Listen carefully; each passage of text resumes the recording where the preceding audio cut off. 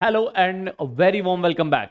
आप सभी का स्वागत है एक बार फिर से इस महत्वपूर्ण ज्योग्राफी स्पेसिफिक क्लास के अंदर। और आज की क्लास में हम काफी ऐसे पॉइंटर्स पढ़ने वाले हैं दोस्तों, जो पॉइंटर्स आपको आगामी परीक्षा के लिए बहुत ही महत्वपूर्ण वैल्यू एडिशन लेके आने वाले हैं। आज कौन से दो टॉपिक्स हम पढ़ने वाले हैं, रेदर आई विल से एक पूरा लेक्चर होगा आपके पास में, है ना, और बहुत ही महत्वपूर्ण होगा।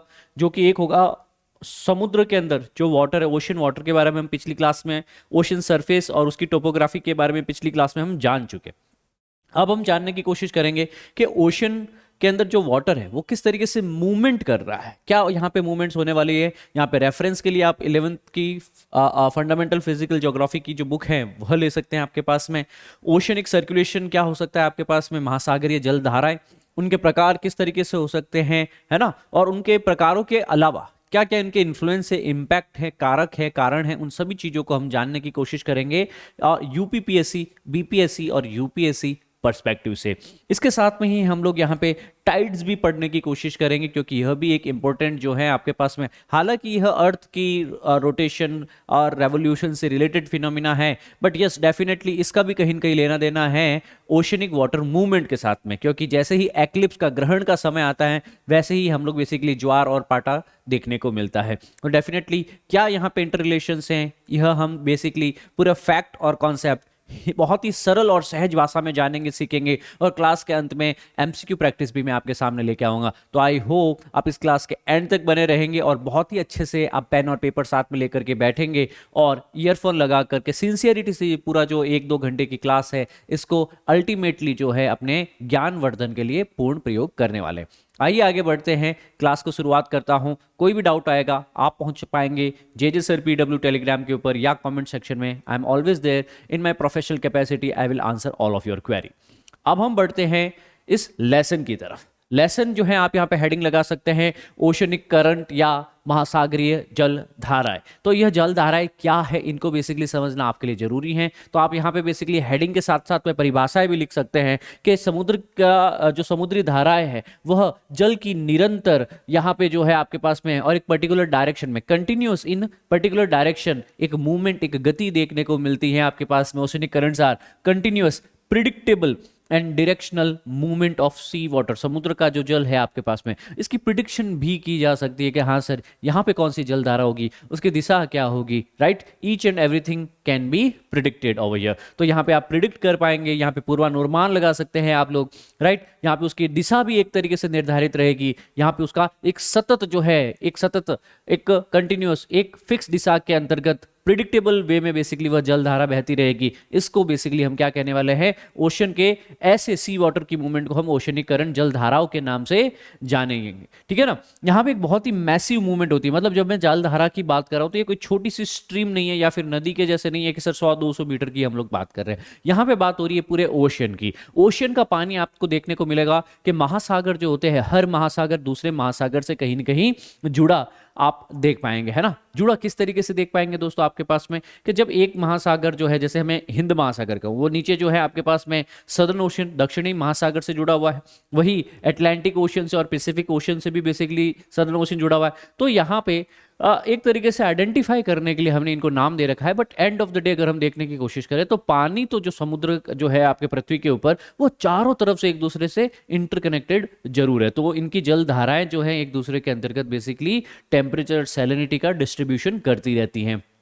आइए इसको जानने की कोशिश करते हैं। अच्छा, तो ये जो मूवमेंट हो रही है सतत एक दिशा के अंतर्गत लगातार मूवमेंट जो हो रही है, जिसको प्रिडिक्ट कर पाता हूं, ऐसी मैसिव मूवमेंट क्यों हो रही है, राइट। ऐसी जो है बेसिकली ऐसा लगता है जैसे समुद्र के अंदर एक बेसिकली नदी जो एक अपने प्रेडिक्टेबल पाथ पे चल रही है। तो ऐसा क्यों है, क्या उसके कारक हो सकते हैं, what are the forces, what are the factors, काफी सारे फैक्टर्स है, उसको हमको जानना है। तो जलधाराएं क्या है, प्रिडिक्टेबल है, डायरेक्शनल है, सबसे पहली चीज आपके पास में ये कंटिन्यूअस है, और एक रिवर लाइक वाटर फ्लो होता है आपके ओशन के अंदर भी। तो ओशन वाटर जो है आपके पास में दो दिशाओं के अंतर्गत फ्लो कर सकता है। जैसे सपोज ये ओशन है आपके पास में, ये ओशन एक तो आपके पास में उसकी सतह पे बेसिकली फ्लो कर सकता है, राइट। इसको कह सकता हूं मैं क्षितिज मूवमेंट, इसकी मैं क्या कह सकता हूं, क्षितिज मूवमेंट। और बेसिकली क्या कर सकता है, यह ऊपर से नीचे की तरफ फ्लो कर सकता है और वापस नीचे से ऊपर की तरफ फ्लो कर सकता है, राइट। इसको मैं कह सकता हूं लंबवत या वर्टिकल मूवमेंट, तो ओशन करंट्स की बेसिकली कैसे होती है,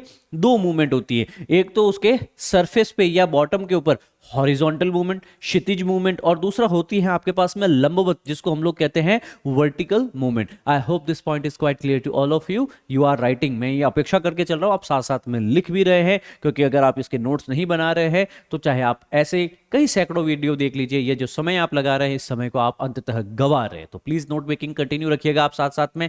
तो सभी ओशन में, जैसे हमारे इंडियन ओशन में देख सकते हैं, जैसे हमारे आपके पास में नदर्न पोल पे, सदर्न पोल के आसपास में देख सकते हैं, है ना, अटलांटिक ओशन में देख सकते हैं, पैसिफिक ओशन में देख सकते हैं, आपको लगातार यहाँ पे बेसिकली जो है जल की एक पर्टिकुलर डायरेक्शनल, पर्टिकुलर आपके पास में कंटिन्यूअस मूवमेंट देखने को मिलेगी, सतही जल की भी और डीप ओशन के जल की भी, हॉरिजॉन्टल भी और वर्टिकल भी। तो दोनों ही चीजें आपने आई गेस लिख ली होगी। आइए इसके बारे में जानने की कोशिश करते हैं।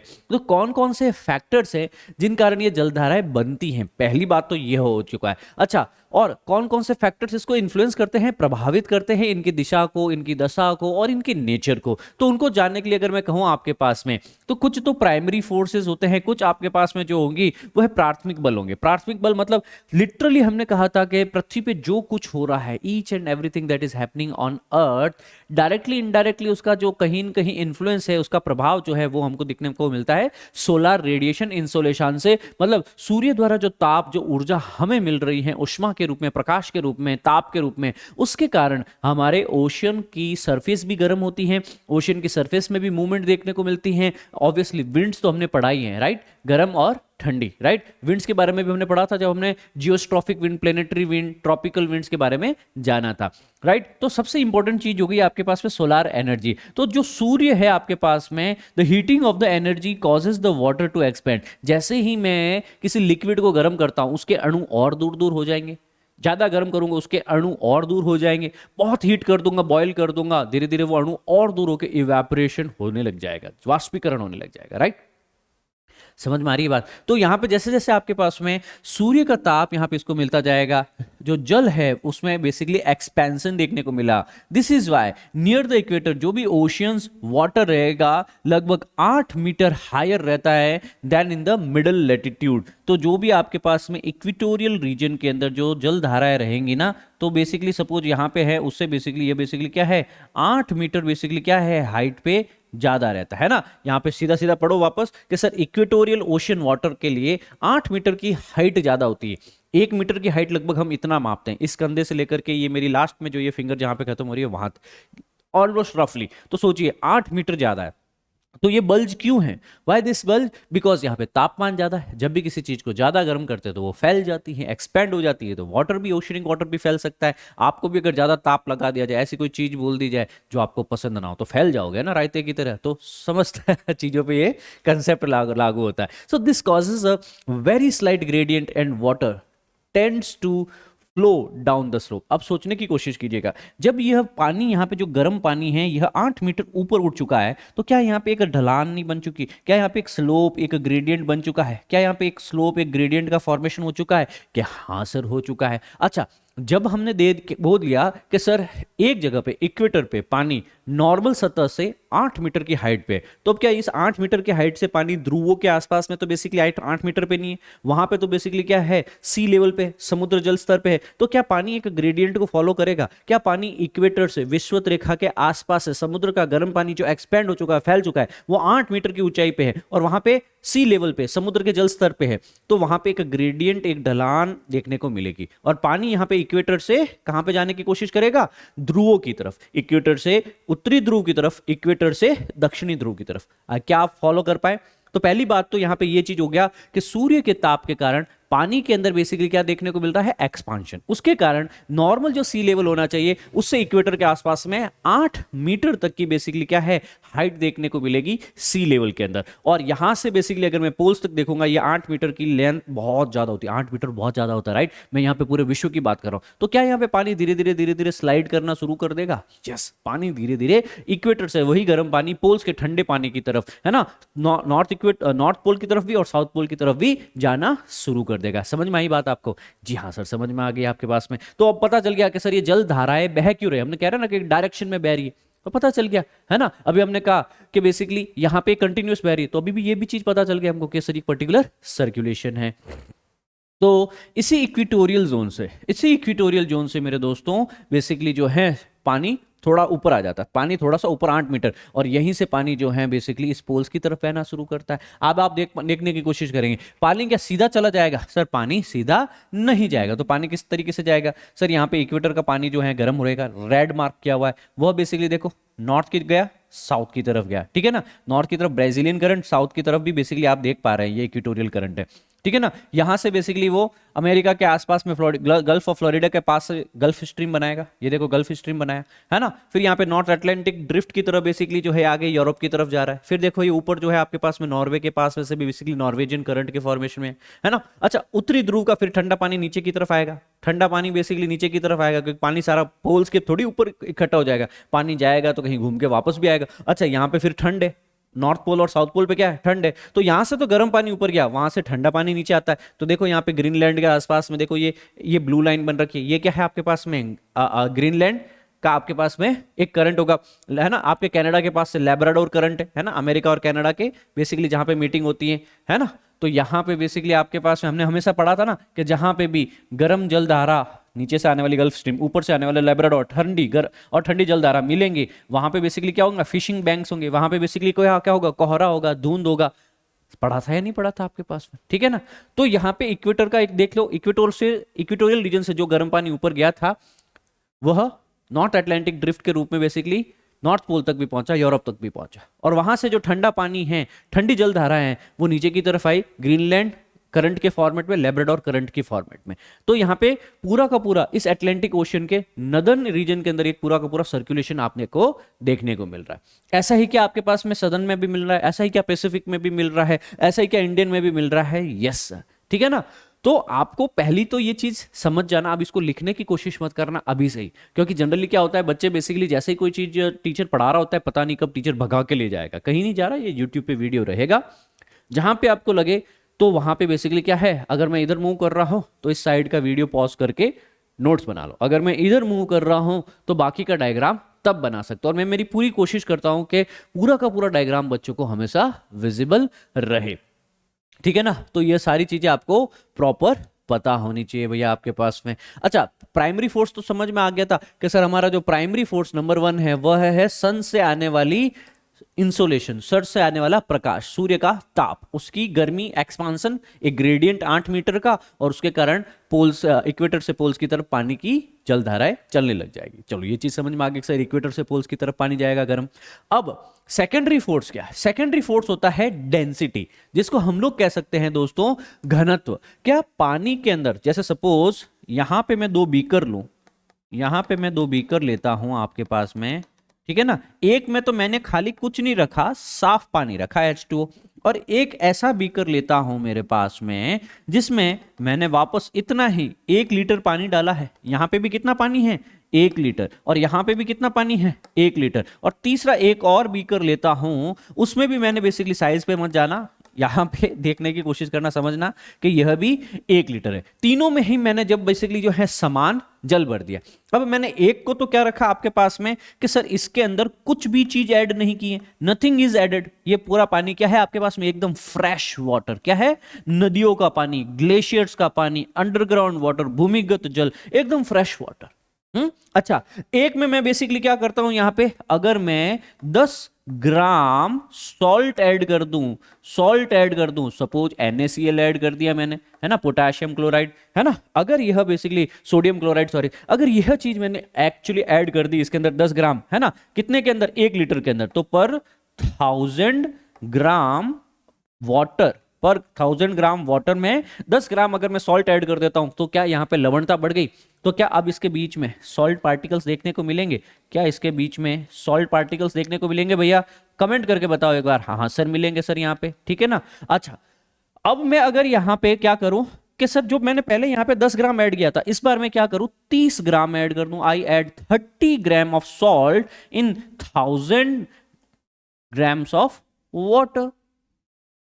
समझने की कोशिश कर रहे? तो क्या यहां पे इस बार मेरे को जो है ज्यादा, इस बार मेरे को क्या है, ज्यादा यहां पे देखने को मिलेगा? I will be able to see more and more salt. अब मेरे को एक बात बताओ, क्या जल के अणुओं के बीच में जो जगह होती है वहां पे सॉल्ट फंस जाता है? यस, है ना। ज्यादा डालूंगा गायब हो जाएगा। पानी में हम लोग देखो शिकंजी बनाते हैं, मम्मी शिकंजी बना के लाती है, नमक डालती है, कभी कभी गायब हो जाता है, शक्कर डालती है, कभी गायब हो जाता है। वो कहाँ गया वो शुगर, कहाँ गया वो सॉल्ट? वह पानी के H2O के अणुओं के बीच में जो जगह होती है उसके बीच में ट्रैप हो जाता है, उसके बीच में ये क्या है, ट्रैप हो जाता है। सोचो, एक बार तो बेसिकली पानी के अणु क्या है, फ्रेश वाटर में फ्री हैं, एक बार उसमें जो है H2O है, सॉल्ट है, ये अगर मिक्स है आपके पास में, सॉल्ट है इसके साथ में, तो मेरे को बताओ भार किस में ज्यादा होगा? इस वाले में, खारे पानी में ज्यादा होगा। फ्रेश वाटर का घनत्व नॉर्मल कम रहेगा आपके पास में। जब सॉल्ट ऐड किया तो अब इसके अणुओं के बीच में क्या, सॉल्ट ज्यादा ऐड है। अब इसमें सॉल्ट और बढ़ा दिया तो सॉल्ट ज्यादा ऐड है। तो जैसे जैसे, अब मैं इसमें एक लाइन लिख सकता हूं कि जैसे जैसे आपके पास में सैलिनिटी बढ़ी, जैसे जैसे सॉल्ट बढ़ा तो डेंसिटी बढ़ी, घनत्व बढ़ा, है ना, उसका भार बढ़ा। कि सर इसी एरिया के अंदर बेसिकली, अब मैंने बेसिकली जो पहले बिल्कुल ही सॉल्ट नहीं था, अब थोड़ा सॉल्ट ऐड हुआ, डेंसिटी बढ़ी, थोड़ा और सॉल्ट ऐड हुआ, उसकी डेंसिटी और बढ़ती है। तो यहां पे क्या आप एक लाइन लिख सकते हैं, क्या आप एक लाइन लिख सकते हैं आपके पास में कि जैसे जैसे वाटर की डेंसिटी बढ़ती है वैसे वैसे उसके ओशन करंट्स की मूवमेंट और डायरेक्शन भी चेंज होती है। It affects the vertical mobility. क्या हमने पढ़ा था, देखो प्लेट टेक्टोनिक के टाइम पढ़ा था कि सर भारी चीज पहले डूबती है ना। प्लेट टेक्टोनिक के टाइम पढ़ा था ना हमने, क्या पढ़ा था याद करो। मैंने ये चीज बहुत विस्तार से और बहुत सिंप्लिसिटी से बताई थी आपको कि प्लेट टेक्टोनिक की भूपर्पटी विवर्तनिका थ्योरी के अंतर्गत के सर जो कॉन्टिनेंट और ओशन के अंतर्गत हम देखा था कि सर कॉन्टिनेंट की प्लेट जो है वो क्या है आपके पास में, हैवी प्लेट है, तो वह सबसाइड कर जाती है क्योंकि उसकी डेंसिटी ज्यादा है, तो वह नीचे चली जाती है। वैसे ही सोचो, अगर पानी ज्यादा घनत्व का है, अगर उसमें सैलिनिटी ज्यादा है, तो क्या वो पानी नीचे सिंक करेगा? क्या वो पानी नीचे सिंक करेगा? यस। अच्छा, पानी फ्रेशर है, उसका घनत्व कम है, सैलिनिटी कम है, तो क्या पानी ऊपर रहेगा? यस। समझ में आई बात? तो अब यहां पे एक चीज और लिख लो कि वर्टिकल मोबिलिटी जो भी होती है, अभी हमने कहा ना कि ओशन करंट दो तरह के होते हैं, एक तो सरफेस पे बेसिकली क्षितिज मूवमेंट और एक बेसिकली होती है ऊर्ध्व मूवमेंट। तो जो वर्टिकल मूवमेंट होती है ना, vertical movement of the ocean जो होती है वो किस पे डिपेंडेंट होती है? घनत्व पे डिपेंड होती है। और अभी हमने थोड़ी देर पहले जानने की कोशिश की थी, हमने थोड़ी देर पहले जानने की कोशिश की सर सरफेस पे, क्षितिज पे, हॉरिजॉन्टल जो भी मूवमेंट होती है वो किस पे, टेम्परेचर पे, सूर्य के ताप पे, इंसोलेशन पे, हमने उसका डिफरेंस बताया था। यस और नो?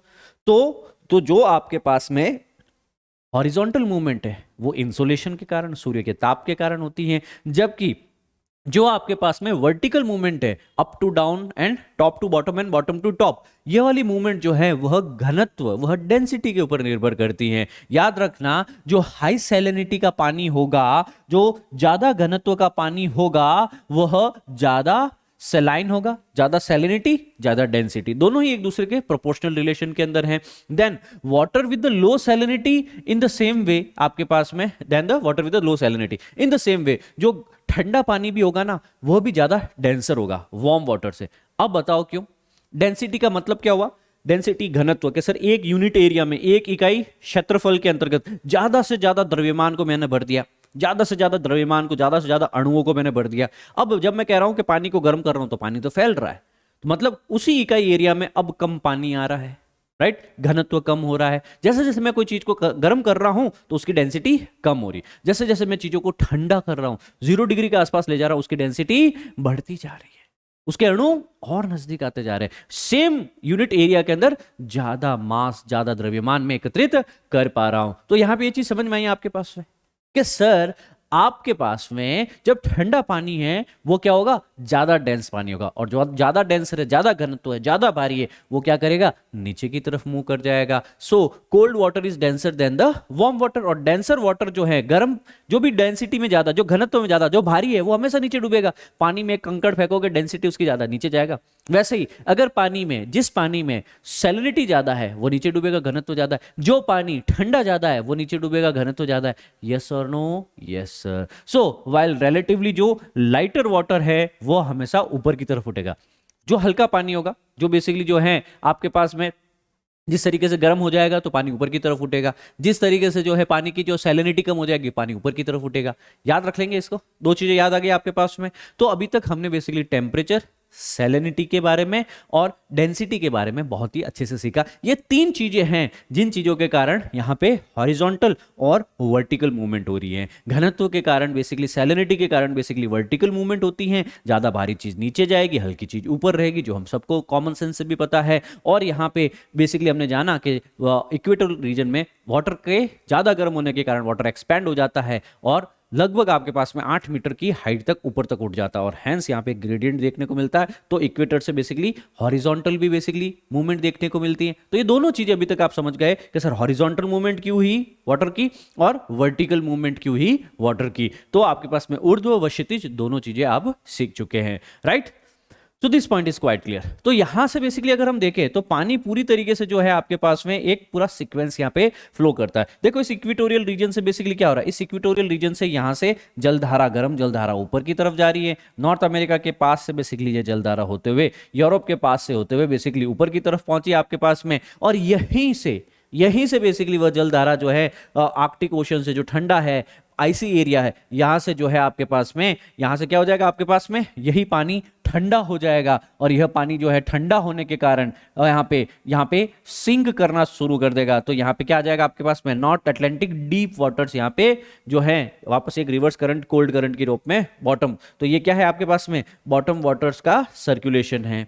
ये चीज भी आप लोग याद रख सकते हैं कि किस तरीके से चलेगा। अब क्या तापमान यहाँ पे जो पानी का है, क्या वो किस तरीके से करंट के अंदर फेरबदल कर सकता है। Cold water ocean current occurs when cold water at the poles sinks and slow movement towards the equator. क्या सर आपके पास में जो पोलार एरिया है आर्कटिक एंड एंटार्क्टिक, क्या यहाँ पे आसपास का पानी क्या है, ठंडा रहेगा ऑब्वियसली। और अभी बताया कि ठंडा पानी, ज्यादा डेंसिटी, ज्यादा घनत्व तो वो डूबेगा, और जब भी वो बेसिकली सिंक करेगा वो स्लोली जो है इक्वेटर की तरफ मूवमेंट करना शुरू करेगा, वो थोड़ा थोड़ा धीरे धीरे इक्वेटर की तरफ मूवमेंट करना शुरू करेगा आपके पास में, ठीक है ना। यह चीज याद रख सकते हैं। जबकि जो गर्म पानी होगा वो ट्रेवल आउट करेगा, गर्म पानी क्या करेगा, इक्वेटोरियल रीजन से, इस रीजन से, है ना, यहाँ पे गर्म पानी सबसे ज्यादा है, इक्वेटोरियल रीजन से वो बेसिकली जो है सरफेस के ऊपर पोल्स की तरफ चलना शुरू कर देगा, सरफेस से पोल्स की तरफ चलना शुरू कर देगा। अभी यहाँ पे मैंने बेसिकली जो है कोई भी महाद्वीप को बीच में नहीं रखा है, अदरवाइज महाद्वीप जो होते हैं उनकी बॉर्डर्स जो होती हैं, उनकी जो स्ट्रक्चर जो होती है, जैसे हॉर्न ऑफ अफ्रीका हो गया, जैसे आपके पास में ब्राजील वाला एरिया हो गया, है ना, जैसे आपके पास में गल्फ ऑफ फ्लोरिडा वाला एरिया हो गया, कैरेबियन सी वाला एरिया हो गया। तो यहाँ से बेसिकली जिस तरीके से टोपोग्राफी है महाद्वीपों की, स्थलाकृति है, उसके अनुसार भी वो करंट जो है अपना फॉर्मेशन चेंज करते रहते हैं। I hope this point is quite clear to you. अब इतनी चीजें क्लियर होने के बाद में बच्चों आपको यह चीज पता होनी चाहिए कि क्या क्या प्रकार है। अभी तक हमने क्या पकड़ लिया है कि कौन कौन से फैक्टर्स जो है जिसमें हमने प्राइमरी और सेकेंडरी फैक्टर में, प्राइमरी के अंदर एक चीज पढ़ी जिसमें हमने कहा है सन का टेम्परेचर, सेकेंडरी के अंदर हमने दो चीजें पढ़ी हैं जिसमें कहा है सर डेंसिटी एंड सैलिनिटी। तो end of the day temperature, density and salinity, यह तीन ही कारक है जिनके कारण ओशन करंट लगातार चलेमान है, एक गति के अंदर, एक डायरेक्शन के अंतर्गत, और यहाँ पे इसकी नियति भी निर्धारित है। यहाँ पे उसके बारे में हम पूर्व अनुमान भी लगा सकते हैं, प्रिडिक्टेबल भी है कि सर ये डायरेक्शन में ये स्ट्रीम, यहाँ पे कोई स्ट्रीम चल रही है तो वो कौन सी स्ट्रीम चलने वाली है, राइट। सो ओशन करंट उनको क्लासिफाई करते हैं। अब हम उनके फैक्टर्स तो पता चल गए हमको, अब हम उसको क्लासिफाई करते हैं। तो क्लासिफाई करेंगे तो आपके पास में जो समुद्र का पानी, अगर मैं यहाँ पे इस तरीके से काटूं तो समुद्र का या तो ये सरफेस का पानी है, राइट। तो समुद्र की शुरुआत की 400 मीटर की डेप्थ, और उसके बाद में जो है बाकी का गहराई तक का पानी, समुद्र तल, अबिस्मल प्लेन, रसातल तक हमने जो पढ़ा है आपके पास में। एक तो ये पूरा है और एक टॉप 400 है। जो टॉप 400 वाला पानी होगा जिसमें सूर्य का तापमान पहुंच पा रहा है, नंबर 1, जिसमें फोटिक जोन भी आ रहा है, नंबर 2, है ना, जिसमें तापमान के कारण बेसिकली क्या है, सरफेस करंट देखने को मिल रहा है, नंबर 3 पॉइंट। यह आपके पास में सरफेस करंट्स बनाता है, हॉरिजॉन्टल मूवमेंट। बाकी का क्या है आपके पास में, जितना भी वाटर है 90% तो इस सरफेस वाटर के नीचे वाटर है। तो यहां पे भी बेसिकली आपके पास में जो है vertical movement of the water देखने को मिलेगा कि नहीं मिलेगा। जो डाउन वेलिंग और अप वेलिंग, पानी या तो नीचे की तरफ आया या बॉटम से ऊपर की तरफ, या भारी पानी नीचे आएगा, हाई सलाइन पानी नीचे आएगा, और फ्रेश वाटर होगा या वार्म करंट होगा तो वह ऊपर की तरफ उठाएगा पानी को। तो सरफेस करंट्स क्या है, large scale surface ocean currents जो हैं they are driven by the global wind system, क्योंकि पानी तो ऐसे ही पड़ा है आपके पास में, यह विंड आएगी, हवाएं इसके ऊपर घर्षण लगाएगी, फ्रिक्शन कॉज करेगी, और यही हवाएं जो हैं इसी पानी को जो है आगे एक पर्टिकुलर डायरेक्शन के अंदर मूव करने वाली है। जैसे कि आपके पास में जो ग्लोबल विंड सिस्टम है, कहीं पे आपके पास में ट्रेड विंड चल रही है, कहीं ईस्टर्ली चल रही है, कहीं वेस्टर्ली चल रही है, राइट और रॉन्ग। तो यहाँ पे वही विंड्स है, उनको एक पर्टिकुलर डायरेक्शन में बेसिकली पानी को ड्रैग करेगी वह, और यह करंट जो है वो ट्रांसफर करते हैं आपके पास में जो भी हीट। अभी हमने जाना कि सर इक्वेटोरियल रीजन में जो हीट है वह पोल्स की तरफ ट्रांसफर की जाती है, और पोल्स के अंदर जो बेसिकली कोल्ड वाटर है वो वहां से बेसिकली टेम्परेचर कोल्ड वाटर है जो इक्वेटर की तरफ आएगा। तो दोनों ही साइड में बेसिकली क्या है, एक तरीके का मॉडरेट टेम्परेचर जो है, सामान्य टेम्परेचर मेंटेन रखने की कोशिश की जाती है, ठीक है ना। सो ट्रॉपिक से पोलर के बीच में लोकल और ग्लोबल क्लाइमेट को भी ये कंट्रोल करता है ना। It consist about 10% of the water in the ocean.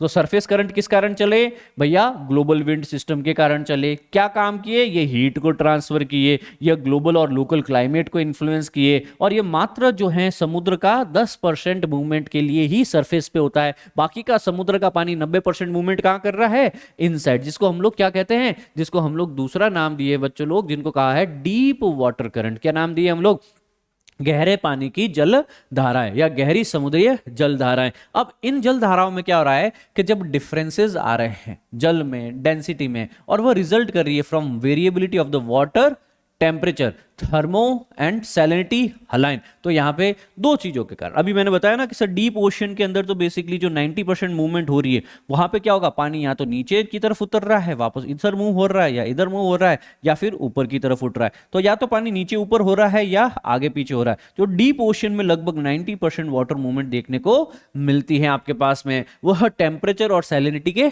Difference के कारण देखने को मिलती है, ठीक है ना। इस प्रोसेस को बेसिकली हम थर्मोहलाइन सर्कुलेशन कहते हैं। क्या कहते हैं, थर्मो हेलाइन। हेलाइन मतलब सैलिनिटी से रिलेटेड, थर्मो मतलब टेम्परेचर से रिलेटेड, तापमान से रिलेटेड। तो तापमान व लवणता से रिलेटेड बेसिकली सारी मूवमेंट देखती जाती है आपके पास में। थर्मो हेलाइन सर्कुलेशन पूछ लिया जाए तो आप बताएंगे कि सर यह डीप ओशियन करंट्स की मूवमेंट के लिए जिम्मेदार होते हैं, और यहां पे पूरा ओशियन वाटर का 90% तो यह डीप वाटर करंट्स या डीप वाटर ही बनाता है। ये water move around the ocean basins due to the variations in the density and the gravity. तो यहां पे डेंसिटी और ग्रेविटी दो चीजों में डिफरेंसेस के कारण ये सारी चीज होती है। पहली है घनत्व के कारण, जो मैं बता चुका हूं, भारी है तो नीचे आएगा, हल्का है तो ऊपर जाएगा, ठीक है ना। और ऑब्वियसली जब कोई चीज भारी है तो पृथ्वी भी अपनी तरफ उसको खींचेगी, राइट और रॉन्ग। और ओशियन के अंदर हमने बताया कि सर ओशियन लगभग जो है कहीं कहीं जगह तो 8,000 मीटर्स तक भी बेसिकली गहरे, एवरेज से भी गहरे। Mariana trench, challenger deep etcetera आपने नाम सुना ही होगा, है ना। रसातल, अबिस्मल प्लेन, इतना गहरा। तो सोचो 8,000 मीटर पे कोई चीज हैवी है, डेंसर है, क्या 8,000 मीटर से नीचे जो बेसिकली अर्थ है उसकी ग्रेविटी उसको भी खींचेगी कि नहीं खींचेगी अपनी तरफ? यस सर, उसको भी वह खींचने वाली है। तो ऑब्वियसली यहां पे एक और नया फैक्टर आपके साथ में जुड़ा है थर्मोहलाइन के अलावा, ग्रेविटी भी। तो ग्रेविटी भी बेसिकली जो है वो बेसिकली रेस्पॉन्सिबल होती है। तो डेंसिटी, सैलिनिटी और ग्रेविटी, इन तीन चीजों के कारण आपके पास में ओशियन सर्कुलेशन होते हैं, deep ocean circulations. I hope this point is quite clear. आपके पास में जैसे ही मैं पोलर एरिया में गया, ठंडा एरिया है, पानी यहाँ पे ठंडा ज्यादा होगा, ठंडा है, डेंसर है, और डेंसर पानी, घनत्व ज्यादा, नीचे की तरफ वो क्या करेगा, डाउन वेलिंग करेगा, वो नीचे की तरफ मूवमेंट करने लगेगा। तो ये है आपकी सारी deep oceanic movement, deep oceanic currents, deep oceanic जल धाराएं, जो basically temperature, salinity, thermohaline circulation के नाम से भी जानी जाती है दोस्तों। तो deep water sink into the deep oceans, जो भी डीप वाटर होगा वह बहुत ही जल्दी जो है डीप ओशियंस में सिंक होता जाता है। हाई लैटिट्यूड, हाई लैटिट्यूड मतलब क्या हो गया, पोलार, पोलार और सब पोलार रीजन, है ना, ध्रुवीय क्षेत्रों के अंदर, where temperature are cold, it causes the density to increase, है ना। कम तापमान के कारण घनत्व बढ़ जाता है जल का, और इसके कारण जो है एक पूरा ग्लोबल कन्वेयर बेल्ट की तरह काम करना शुरू कर देता है कि सर सरफेस पे पानी एक तरफ से इक्वेटर से पोल्स की तरफ जा रहा है, पोल्स पे पानी ठंडा है, नीचे की तरफ जा रहा है, नीचे से मूव कर रहा है, इक्वेटर के पास में पानी वापस ऊपर की तरफ उठ रहा है। तो यह क्या एक तरीके से कन्वेयर बेल्ट का काम किया या नहीं किया है? क्या ये कन्वेयर बेल्ट का काम कर रहा है या नहीं कर रहा है? Yes sir, it is causing it as a conveyor belt, है ना।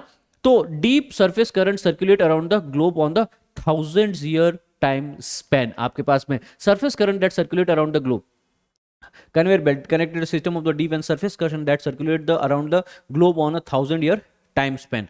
This global set of ocean current is critical part of the earth's climate. तो ये जो आपके पास में टोटल यहाँ पे क्लाइमेट से रिलेटेड भी ये रहेगा, कहीं ना कहीं आपके पास में क्लाइमेट के ऊपर भी जो है करंट्स का इफेक्ट रहता है, करंट्स का क्लाइमेट पे भी रहता है, ग्लोबल लेवल पे, रीजनल लेवल पे, और ओशन न्यूट्रिएंट्स के ऊपर भी जिम्मेदार होता है। यस, तो ये ओशियन के अंदर न्यूट्रिएंट्स का सर्कुलेशन कैसे होगा, ऑक्सीजन का सर्कुलेशन कैसे होगा, इन्हीं बेसिकली जल धाराओं के कारण, सरफेस और डीप ओशनिक करंट्स के कारण, है ना, कि सर इन्हीं के कारण कहीं पे ऑक्सीजन प्रॉपर पहुंच पाती है, न्यूट्रिएंट प्रॉपर पहुंच पाते हैं, और कार्बन डाइऑक्साइड साइकिल्स भी इसी से नियंत्रित होते हैं। I hope this point is quite clear to all of you.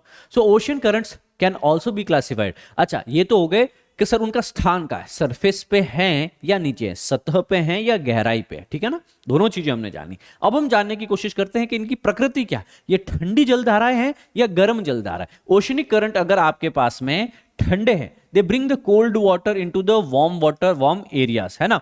These currents are usually found at the west coast of the continent. जितने भी महाद्वीप है उनके वेस्ट कोस्ट को उठा के देखो, उनके जो है पश्चिमी किनारे उठा करके देखोगे तो आपको लगभग ठंडी जलधाराएं देखने को मिलेगी।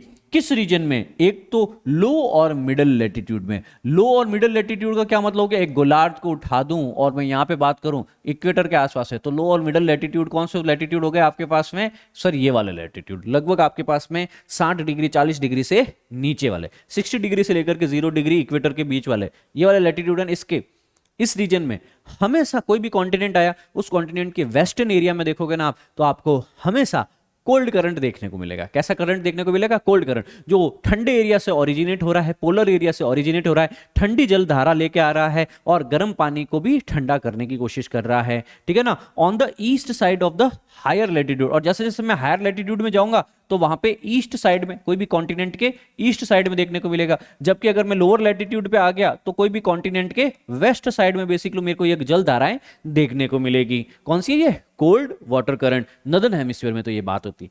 क्या अब मैं सदर्न हेमिस्फीयर दक्षिणी गोलार्ध की बात करूं, तो दक्षिणी गोलार्ध के अंदर यहां पे वार्म ओशन करंट, गर्म जल धाराओं की अगर मैं बात करूं तो it brings down water, warm water, गर्म पानी लेके आती है in the cold water area. जैसे कि इक्वेटर से पानी उठाया, इक्वेटर से उठाया पोल्स वाले एरिया की तरफ लेके गया, और ये कहां ऑब्जर्व होंगे आपके पास में, ठीक है, ये होंगे आपके पास में लो और मिडल लैटिट्यूड्स के अंदर। तो बेसिकली क्या होंगे आपके पास में, यहां पे ईस्टर्न एरिया में, ईस्ट कोस्ट के अंदर, तो यहां पे इस ईस्ट कोस्ट पे होंगे वार्म करंट। और अगर मैं यहां पे चले जाऊं हायर लैटिट्यूड पे, तो यहां पे वेस्ट कोस्ट में होंगे। तो ये चीज समझ में आई आपके पास में, किसी भी कॉन्टिनेंट के अंदर ऐसा नहीं है कि सर ईस्ट और वेस्ट कोस्ट पे जो है दोनों पे ही जो है ठंडी धाराएं या दोनों पे ही गर्म धाराएं चल रही है। ये वेरी करेगा, किस पे वेरी करेगा, लैटिट्यूड पे, और कौन से हेमिस्फीयर में हम बात कर रहे हैं, कौन से गोलार्ध में हम बात कर रहे हैं। I hope this point is quite clear to all of you. क्या आप यहां पे देख पा रहे हैं ये सारी चीजें, राइट। ये इक्वेटोरियल रीजन है गर्म पानी, ये आपके पास में पोलर रीजन है ठंडा पानी आपके पास में। इक्वेटर से बेसिकली जो है करंट चल रहा है, आप देख पा रहे हैं यहाँ पे इस वाले रीजन से वो टकरा करके नीचे की तरफ भी जा रहा है और ऊपर की तरफ भी जा रहा है। ऊपर जाते हुए फ्लोरिडा के पास, गल्फ ऑफ फ्लोरिडा के पास से होते हुए गल्फ स्ट्रीम बनाते हुए ये बेसिकली नॉर्थ अटलांटिक ड्रिफ्ट की तरफ बेसिकली यूरोपियन रीजन में भी चला जाता है। ऊपर से ठंडा पानी आ रहा है लेब्राडोर करंट की फॉर्मेट के अंदर, ठीक है ना। यहाँ नीचे अगर आप देखेंगे सदर्न साउथ इंडियन ओशन के अंदर, यहाँ पे आपके पास में यही कैनरीज करंट के फॉर्मेट में नीचे आ रहा है, ठीक है ना। यहाँ पे अगर आप नीचे देखने की कोशिश करेंगे वापस ये बेनिगोला करंट की फॉर्मेट में नीचे आ रहा है। ये रहा आपका ब्राजील के पास में ब्राजीलियन करंट जो नीचे की तरफ जा रहा है गर्म पानी लेकर के। और ये पूरा आपके पास में ये वाला रीजन जो है जिसको हम लोग कहते हैं एंटार्क्टिका, और इसके चारों तरफ है सदर्न ओशियन, और इसके आसपास में भी आपके पास में विंड चलती रहती है, और वो विंड जो है आपके पास में वेस्ट विंड ड्रिफ्ट को फॉर्म करती है। तो पानी को पूरी तरीके से सर्कुलेशन में मिलता है आपके पास, पूरी तरीके से पानी किस तरीके से मिल रहा है, सर्कुलेशन में मिल रहा है। This point is quite clear to you. तो what are the characteristics of the ocean currents. अब ये ओशन करंट्स के कैरेक्टरिस्टिक्स को अगर हम जानने की कोशिश करें, ठीक है ना, major ocean currents are greatly influenced by the stress exerted by prevailing winds. तो दो चीजें, एक तो सर वहां पे किस तरह के अंदर सब जो पवनें बह रही हैं आपके पास में, है ना, आपके पास में वहां पे कैसी हवाएं चल रही हैं, वहां पे किस दिशा में कोरियोलिस बर्स्ट चल रहा है। कोरियोलिस बर्स्ट आपको पता होगा, कोरियोलिस बल क्यों लगता है, जब कोई भी चीज सर्कुलर फैशन में गतिमान है तो नदर्न हेमिस्फीयर में किसी भी चीज को सीधे जाने की बजाय राइट के अंदर, और सदर्न हेमिस्फीयर में सीधे जाने की जगह लेफ्ट के अंदर वो बेसिकली क्या कर देगी, मूव कर देगी, हर चीज को राइट में बेंड कर देती है। यहां पे भी राइट में बेंड कर दिया, साउथ में भी राइट में बेंड कर दिया, राइट। इसको कहते हैं कोरियोलिस बल, जिसको हम ऑलरेडी जान चुके हैं। अपकेंद्रीय बल के कारण लगती है पृथ्वी के रोटेशन के कारण बाहर की तरफ, अपकेंद्रीय केंद्र से विपरीत दिशा के अंतर्गत, है ना। उत्तरी गोलार्ध में राइट के अंदर और दक्षिणी गोलार्ध में भी यहाँ पे चीजों को इस डायरेक्शन में बेंड कर देगी आपके पास में। I hope this point is quite clear to all of you. दक्षिण गोलार्ध में आई गेस यह लेफ्ट में बेंड करेगी, है ना, कुछ है इसके अंदर, मैं बताता हूं आपको। द ओशनिक सर्कुलेशन पैटर्न रफली corresponding to the earth atmospheric circulation pattern as well, है ना। तो जो एयर सर्कुलेशन जो चल रहा है ओशन के अंदर मिड लेटीट्यूड में, वो एंटी साइक्लोनिक होगा, है ना, सदर्न हेमिस्फीयर में। Then in the northern hemisphere the oceanic circulation pattern also corresponds with the same. तो यहाँ पे आप देखने की कोशिश करेंगे सर ये साइकिल क्यों बना लेता है, यहाँ पे एक पर्टिकुलर डायरेक्शन क्यों ले लेते हैं। तो यहाँ पे विंड्स की जो प्रॉपर डायरेक्शन एक तरीके से है वो ओशनिक डायरेक्शन को भी इन्फ्लुएंस करती हैं। चाहे आपके पास में, अच्छा जहां जहां पे ये रेड है प्लीज ये ड्रॉ कर लीजिए। यहाँ पे आपके पास में अलास्का करंट है, कैलिफोर्निया करंट है, कोल्ड करंट है। यहाँ पे आपके पास में लेब्राडोर करंट है, कोल्ड करंट है। यहाँ पे आपके पास में गल्फ ऑफ स्ट्रीम है, हॉट करंट है। यहाँ पे आपके पास में नॉर्थ अटलांटिक है, हॉट करंट है। यहाँ पे कैनरी है, कोल्ड है। यहाँ पे नीचे से आया बेनेगोला करंट है, कोल्ड करंट है। यहाँ पे आया एगुलास करंट, मेडागास्कर और अफ्रीका के बीच में हॉट करंट है। यहाँ पे इक्वेटर से वापस मोजाम्बिक के पास से आया हॉट करंट है। वेस्ट ऑस्ट्रेलिया के वेस्ट में कोल्ड करंट है आपके पास में अगेन, ठीक है। ये सारी चीजें आप लोगों को समझना है। यहाँ जापान के पास में कुरोशियो हॉट करंट, ऊपर से क्यूराइल आइलैंड के पास में से जो आया आर्कटिक रीजन के पास में से कोल्ड करंट, नाम क्या है, ओयाशियो करंट। तो आई होप आप इन सभी करंट्स के नाम लिख चुके हैं अभी तक, ठीक है ना। तो अब हम बेसिकली ज्यादा इसमें समय व्यतीत ना करते हुए सर्कुलेशंस के ऊपर सीधे से आ जाते हैं। आपके पास में कौन कौन से करंट सिस्टम्स हो सकते हैं। सबसे पहले है आपके पास में, लिख लीजिए, इक्वेटोरियल करंट सिस्टम के सर, विश्वत धारा प्रणाली के सर। इक्वेटर के रीजन के अंदर भी हमने देखा कि सर पानी या तो नॉर्थ पोल की तरफ या साउथ पोल की तरफ जाएगा, परंतु सीधा तो जाएगा नहीं, कोरियोलिस फोर्स के कारण और महाद्वीपों की स्थिति के कारण यह पर्टिकुलरली एक डायरेक्शन फॉर्म कर लेगा आपके पास में। तो इक्वेटोरियल करंट सिस्टम क्या है कि हर ओशन में except Arctic ocean has north equatorial current and south equatorial current and equatorial counter currents as well. तो आपके पास में इक्वेटर के अंदर बेसिकली हर जगह पे एक तरीके से आपके पास में यहाँ पे नॉर्थ इक्वेटोरियल करंट लगेगा, फिर इस दिशा के अंदर साउथ इक्वेटोरियल करंट लगेगा और बीच में रहेगा आपके पास में जिसको हमने कहा है काउंटर इक्वेटोरियल करंट, ठीक है ना। काउंटर इक्वेटोरियल करंट, इसके ठीक विपरीत दिशा के अंदर the north and south equatorial current flow from east to west. तो आप हमेशा ये देखने की कोशिश करेंगे कि यह हमेशा पूर्व से पश्चिम की तरफ बहेगा, पूर्व से। अभी देखो एक डायग्राम बता देता हूं आपके पास में, वो इससे पहले वाला एक डायग्राम जो था आप ये देखने की कोशिश कर सकते हैं। मैं यहाँ से पूरी इंक हटा देता हूँ, इज इंक ऑन स्लाइड, है ना। ये नॉर्थ इक्वेटोरियल करंट, ये है साउथ इक्वेटोरियल करंट। ये बेसिकली देखो यहाँ से पूर्व से पश्चिम की तरफ। अच्छा, इक्वेटर के ऊपर ही इसके ऊपर एक काउंटर करंट लगेगा इस डायरेक्शन के अंतर्गत, ठीक है ना। तो यह बेसिकली क्या है, इक्वेटोरियल रीजन के अंदर बेसिकली जो ओशनिक करंट जो फॉर्मेशन होते हैं उसकी यहाँ पे चर्चा की जा रही है, ठीक है। इक्वेटोरियल काउंटर करंट क्या, it is located between the north and south equatorial current and flows in the opposite to them, that is from west to east. तो आपके पास में इक्वेटोरियल करंट का है, ईस्ट से वेस्ट की तरफ लगते हैं, जबकि काउंटर इक्वेटोरियल करंट कहां लगता है कि सर ये वेस्ट से ईस्ट की तरफ लगेगा, ठीक है ना। तो कभी भी आप डायग्राम बनाएंगे ना तो इस तरीके से इक्वेटोरियल करंट और एक उसके बीच में काउंटर इक्वेटोरियल करंट जरूर बनाने वाले हैं, है ना। ये याद रख सकते हैं, ये क्या है, इक्वेटोरियल करंट, ये क्या है, इक्वेटोरियल करंट, ये बीच में क्या है, काउंटर इक्वेटोरियल करंट, ठीक है ना, equatorial counter current. I hope this point is quite clear. अब है आपके पास में एंटार्क्टिक सर्कमपोलर करंट। एंटार्क्टिक सर्कमपोलर मतलब क्या, हमको पता है आपके पास में कि सर एंटार्क्टिक जो है अपने आप में बेसिकली क्या है, एक तरह का ओशन। इसके चारों तरफ भी बेसिकली क्या होगा आपके पास में, यहाँ पे एंटार्क्टिक के चारों तरफ सर्कमपोलर, है ना, सर्कमपोलर मतलब पोल के चारों तरफ। इस यहाँ पे भी बेसिकली करंट देखने को मिलेगा, है ना। ये एक ओशनिक करंट जो होगा क्लॉकवाइज फॉर्मेट में, है ना, वेस्ट से ईस्ट डायरेक्शन में बेसिकली फॉर्म किया जाएगा अराउंड द एंटार्क्टिका।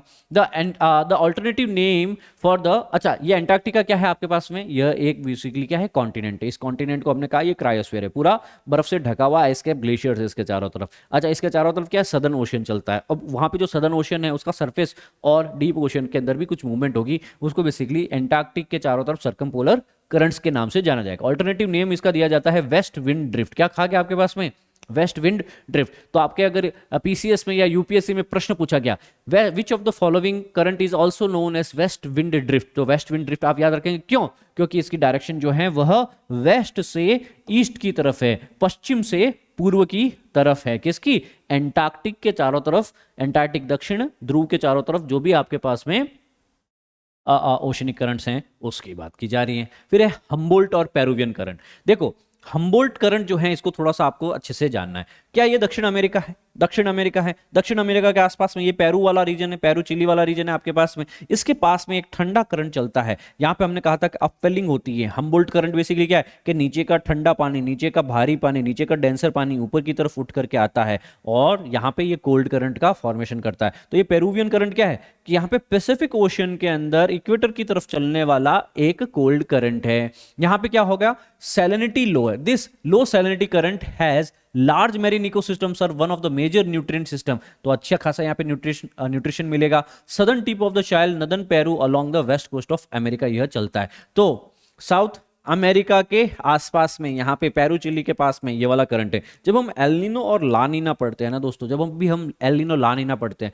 तब हम बेसिकली इस करंट की बहुत अच्छी और सुंदर व्याख्या कर रहे होते हैं। I hope this point is quite clear to all of you. इसके पश्चात बेसिकली हम लोग पढ़ने की कोशिश करते हैं क्यूराइल या फिर जिसको ओयोशियो आइलैंड, ओयोशियो बेसिकली जापान के आसपास का एरिया जो है, ओयोशियो आइलैंड्स वगैरह वहां पे हैं, उसके पास से के समुद्र से बेसिकली जो करंट चलते हैं यहाँ पे, यह एक सब आर्कटिक ओशन करंट है जो सर्कुलेट करता है काउंटर क्लॉकवाइज डायरेक्शन में, काउंटर क्लॉकवाइज डायरेक्शन के अंदर। कहां से ओरिजिनेट हुआ? आर्कटिक ओशन से। साउथ में बेरिंग सी से होता हुआ बेसिकली यह पैसिफिक ओशन की तरफ बढ़ता है। ऑब्वियसली जो भी कोल्ड करंट होंगे वो बेसिकली अपने साथ में क्या लेके आएंगे? अपवेलिंग करेंगे, न्यूट्रिएंट्स को ऊपर की तरफ लेके आएंगे। अब जब ये न्यूट्रिएंट्स को ऊपर की तरफ लेके आएंगे तो वहां पे फिशेस अच्छी खासी मिलेगी, न्यूट्रिएंट रिच करंट होगा। कोलाइड करता है क्यूरोशियो करंट के साथ में। क्यूरोशियो का है जापान के ही कोस्ट के आसपास में, तट के आसपास में एक और करंट बह रहा होता है, गर्म करंट है। गर्म करंट इक्वेटर से ऊपर की तरफ ठंडा पानी ले जा रहा है और ये वाला क्यूराइल या ओयोशियो ये ऊपर से नीचे की तरफ लेकर आ रहा है। तो याद रखेंगे Oyashio current, Oyashio current, Oyashio cold current ऊपर से आ रहा है आर्कटिक से, है ना। यहाँ पे क्यूरोशियो जापान के पास में इक्वेटोरियल रीजन का पानी, गर्म पानी ऊपर की तरफ लेके जा रहा है, हॉट करंट होता है ये, ठीक है ना। It collide with the Kuroshio of the Japanic eastern shore in the north Pacific drift. ये चीजें क्लियर हो गई आपके पास में। तो ये आर्कटिक रीजन से यहां से बेसिकली जो है कमचटका पेनिनसुला ऑब्वियसली रशिया का ही पार्ट है आपके पास में, ठीक है ना। यहाँ बेरिंग सी के आसपास से बेसिकली ये कोल्ड करंट आ रहा है, ये कोल्ड करंट आ रहा है ना। ओयाशियो करंट, ओयाशियो करंट ये जापान के पास में से बेसिकली क्यूरोशियो करंट, है ना। ये दोनों यहां से मिलेंगे, है ना। और हमने जब भी कहा था कि कोल्ड करंट हॉट करंट मिलेंगे, फॉगी सिचुएशन होगी, ज्यादा से ज्यादा न्यूट्रिएंट्स देखने को मिलेंगे, मछलियां देखने को मिलेंगे, फिश बैंक्स, दुनिया के जितने भी बड़े बड़े फिशिंग ग्राउंड से फिश बैंक्स है वो सारे यहीं पे देखने को मिलेंगे। अब कैलिफोर्निया करंट की बात करते हैं दोस्तों। कैलिफोर्निया करंट अलूशियन करंट्स के साथ साथ में बहता है west coast of the North America के आसपास में। It is part of the north Pacific gyre as well. अच्छा गायर क्या होता है? गायर सर्कुलेशन इस तरीके से होता है, इसको कहते हैं हम लोग गायर सर्कुलेशन, के प्रॉपर एक साइक्लिक फॉर्मेट में चलते रहते हैं। तो ये नॉर्थ पैसिफिक गायर का एक पार्ट है, यह है आपके पास में जिसको हमने कहा है California current, region of the strong upwelling. Upwelling मतलब क्या हुआ? ठंडा पानी नीचे से ऊपर आया, ठंडा पानी नीचे से ऊपर, और जहां भी अपवेलिंग हुई न्यूट्रिएंट्स मिलेंगे, जहां पे भी अपवेलिंग हुई न्यूट्रिएंट्स मिलेंगे। ये कैलिफोर्निया ओरेगन से आसपास का रीजन, यहां पे पैसिफिक ओशियन का यह हो गया आपके पास में पूर्वी हिस्सा, और यहां पे बेसिकली अपवेलिंग होती है। कोल्ड करंट ऑब्वियसली आप देख पा रहे हैं ऊपर से आ रहा है आपके पास में, ठीक है। लैब्राडोर करंट, लैब्राडोर का नाम सुना होगा, लैब्राडोर डॉग का नाम आपने काफी सुना होगा, थोड़ा सा हस्की होता है, बाल ज्यादा, बड़ी फर होती है उसकी। तो यहाँ पे क्या, यह कैनेडियन रीजन के आसपास में, कनाडा का अगर आपने पूरा रीजन देखा होगा 70-80% रीजन पूरा का पूरा क्या है, पोलर टेम्परेचर के अंदर, मतलब कोल्ड फ्रिजिड जोन में है। तो यहाँ पे लैब्राडोर करंट जो है वह आर्कटिक ओशन से बेसिकली है, और ये नीचे जो है आपके पास में गल्फ स्ट्रीम से मिलते हैं। और यहाँ पे कोल्ड है ये करंट, कोल्ड लैब्राडोर करंट जो है वो गर्म गल्फ स्ट्रीम से मिलता है और दुनिया का रिचेस्ट फिशिंग ग्राउंड बनाता है। ऑब्वियसली मैं बार बार बता चुका हूं, जहां भी ठंडी और गर्म जलधाराएं मिलेगी वहां वहां दुनिया में सबसे ज्यादा न्यूट्रिएंट्स मिलेंगे, वहां वहां ज्यादा फॉगी सिचुएशन होगी, ज्यादा कोहरा होगा, ज्यादा से ज्यादा बेसिकली फिशिंग ग्राउंड्स होंगे, है ना। मछुआरे भी फिर सबसे ज्यादा उसी एरिया में फोकस करते हैं। तो अगर आप देखने की कोशिश करेंगे, यहाँ पे ये लैब्राडोर करंट आपके पास में आ रहा है, नीचे से नॉर्थ अटलांटिक करंट आ रहा है, ये वाला जो रीजन है ये बहुत ही ज्यादा न्यूट्रिएंट रिच रीजन होगा, ठीक है ना, बहुत ही ज्यादा फिशिंग के लिए जाना जाएगा। Canary current, Canary current basically obviously salinity यहां पे कम होगी, है ना, एक्सटेंडिंग बिटवीन द प्रेम स्ट्रीट एंड केप फेयरवेल, यहाँ पे जो है आर्कटिक जो है directly it connect the Arctic directly with the north Atlantic, तो आर्कटिक ओशन को अटलांटिक ओशन से कनेक्ट करने की कोशिश करेगा। और यहाँ पे major fresh water sinks for Arctic, right, it is the major contributor for the sea ice export out of Antarctica. तो यहाँ पे यह चीज बहुत ही जरूरी है जिसको आपको जानना चाहिए कि सर ये है आपके पास में कैनरी करंट, जो बेसिकली क्या कर रहा है, ये आर्कटिक ओशन के ही ठंडे पानी को नीचे की तरफ लेके आ रहा है, ठीक है ना, बहुत ही महत्वपूर्ण, बहुत ही महत्वपूर्ण अपने आप के अंदर। फॉकलैंड करंट अगर हम समझने की कोशिश करें, फॉकलैंड करंट जो है यह सरकम एंटार्क्टिका जो सरकम पोलर करंट अभी पढ़ा था हम ना, उसी का ही पार्ट है। इसको मालविनस करंट के नाम से भी जाना जाता है। ये पूछा गया परीक्षा के अंदर कि मालविनस करंट निम्न में से कौन से करंट को जाना जाता है, फॉकलैंड करंट, है ना, उसी एंटार्क्टिक के चारों तरफ सदर्न एशियन के अंदर बहने वाले हैं ना, जिसको हमने कहा था ना कि एंटार्क्टिक का सरकम करंट है ना, सरकम पोलर करंट, तो ये वही करंट का ही एक भाग है। यह कोल्ड करंट ऑब्वियसली एंटार्क्टिक के आसपास में है। यह कोल्ड करंट गर्म पानी कहां ले जाएगा, यह कोल्ड करंट ले जाएगा गर्म पानी को, कहां पे, गर्म पानी को ले जाएगा आपके ब्राजीलियन करंट के पास में, ठंडे पानी को। और ब्राजीलियन मालविनस इन्फ्लुएंस जोन बनता है जो रेस्पॉन्सिबल है इस रीजन के टेम्परेट क्लाइमेट के लिए, राइट।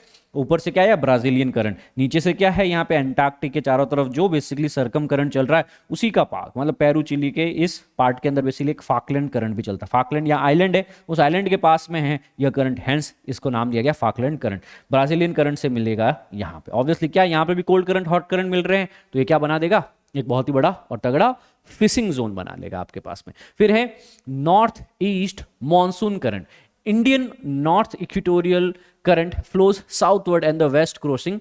तो आपके पास में क्या हमारे भारत के अंदर भी एक प्रॉपर करंट होता है आपके पास में, नॉर्थ ईस्ट मॉनसून करंट। हमारी डायरेक्शन क्या होती है आपके पास में, नॉर्थ ईस्ट बेसिकली इस तरीके से आता है, मॉनसून होता है आपके पास में नॉर्थ ईस्ट का जब, तो यहां से जो विंड्स का डायरेक्शन इस तरीके से होता है कि यहाँ पे यही विंड्स जो है इक्वेटर के इसी पानी को बेसिकली दूसरी डायरेक्शन में ले जाने की कोशिश करेगी, यस, तो ये भी बेसिकली जो है ड्रैग करेगी। तो ये सीजनल वेरिएशंस या सीजनल विंड्स भी करंट्स का फॉर्मेशन कर सकती हैं। फिर सोमाली करंट, ये हॉर्न ऑफ अफ्रीका के आसपास में आप देखने की कोशिश करेंगे तो सोमाली करंट देखेगा आपके पास में, analogous to the Gulf Stream of the Atlantic ocean. तो गल्फ स्ट्रीम की बेसिकली किस तरफ चल रही है आपके पास में, जिस तरीके से गल्फ स्ट्रीम चल रही है आपके पास में अटलांटिक ओशन में, उसी तरीके से बेसिकली सोमाली करंट चल रहा होता है आपके पास में इंडियन ओशन के अंदर। करंट हेविली इन्फ्लुएंस है बाय मॉनसून, और यहाँ पे एक मेजर अपफिलिंग सिस्टम भी है, और अपफिलिंग जहां भी होगी न्यूट्रिएंट्स ऊपर आएंगे, और न्यूट्रिएंट्स ऊपर आएंगे तो वाह वाह, मजा ही मजा, फिशेस की बहुत ही मजा हो गया उनको। चलो ये चीज समझ में आ गई आपको। क्यूरोशियो करंट में ऑलरेडी बता चुका हूं आपको, है ना, इसको जापान करंट के नाम से भी कहा जाता है, ब्लैक करंट के नाम से भी जाना जाता है। क्यूरोशियो करंट जापानीज शब्द है, क्यूरोशियो मतलब ब्लैक करंट, क्यूरोशियो मतलब ब्लैक, ब्लैक शब्द को क्यूरोशियो कहा जाता है जापानीज में। तो यहाँ पे पैसिफिक एनालॉग है ना, तो आपके पास में यह पूछा जाएगा कि sir Pacific, Atlantic, Indian ocean.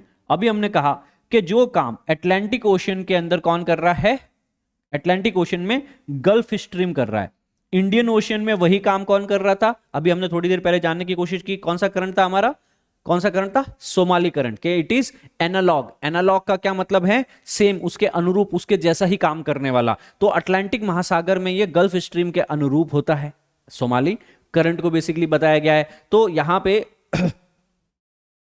Indian ocean में यही काम कौन करेगा, इंडियन ओशन में यही काम करेगा सोमाली करंट, ठीक है ना।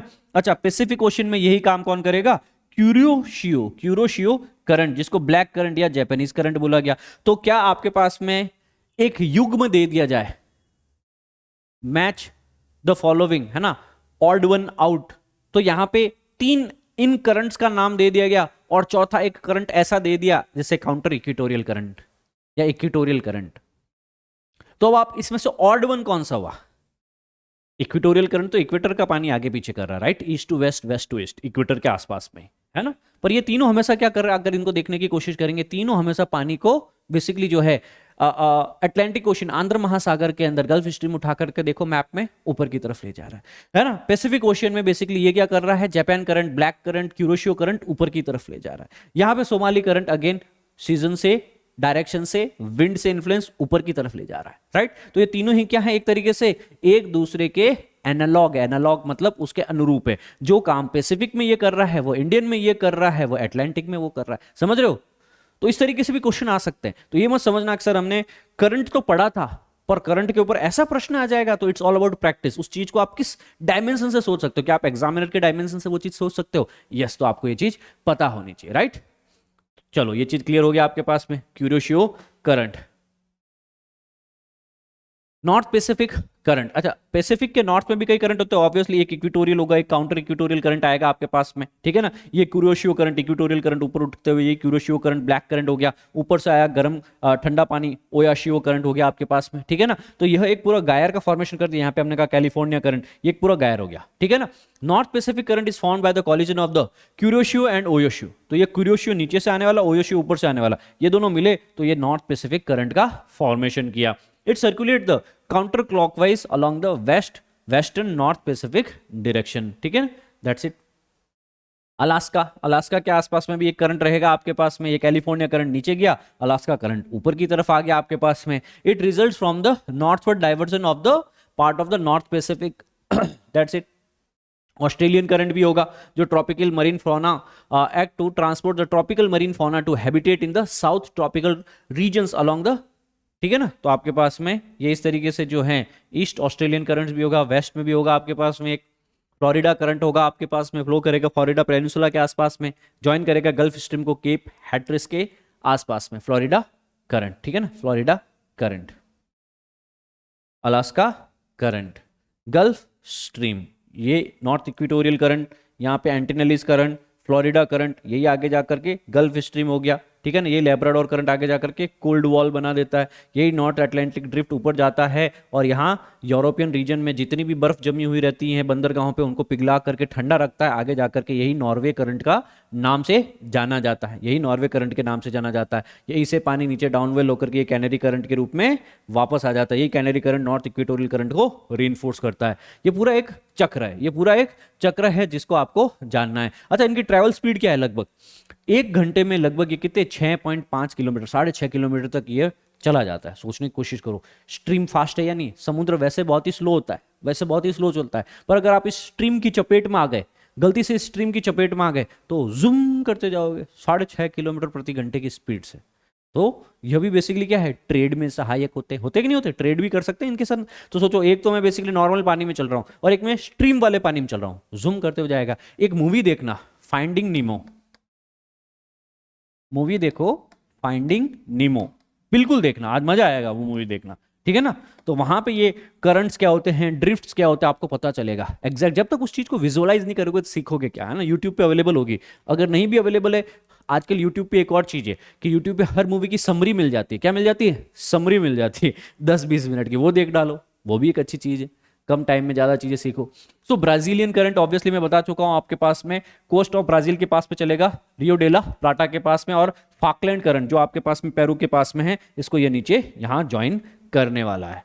सारी बेसिक चीजें जो मोजाम्बिक करंट कहां चलेगा, मोजाम्बिक और मेडागास्कर के बीच में, अफ्रीका के आसपास में, है ना, मेडागास्कर। अगुलास बेसिकली कहां चलेगा, अगुलास जो है आपके अफ्रीका और इस वाले रीजन के अंदर। It flow south along the east coast of Africa, तो अफ्रीका के इस ईस्ट कोस्ट के आसपास में यह बहने वाला है अगुलास जल धारा, है ना, इंडियन ओशन में अगुलास करंट साउथ अफ्रीका के आसपास में।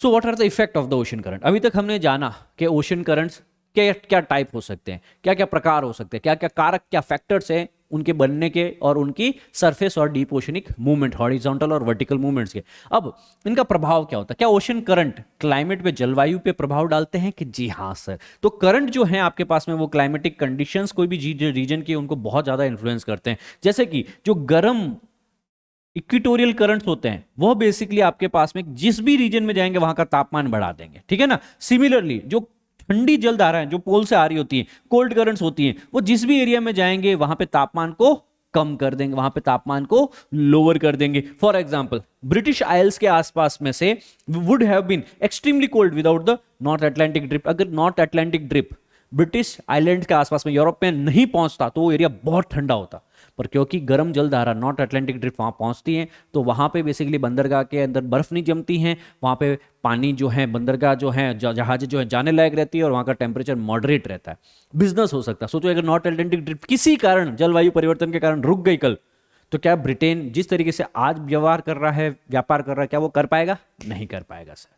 ठीक है, तो I hope this point is also quite clear to you कि सर ये क्लाइमेट और लोकल टेम्परेचर्स को कंट्रोल करते हैं। क्या रेनफॉल को कंट्रोल करेंगे? ऑब्वियसली अगर आप तापमान को कंट्रोल कर सकते हैं तो क्या आप तापमान से एसोसिएटेड महत्वपूर्ण चीज रेनफॉल को कंट्रोल कर सकते हैं कि यस, जो विंड्स होती हैं they are blowing over the warm current pick up and carry the moisture.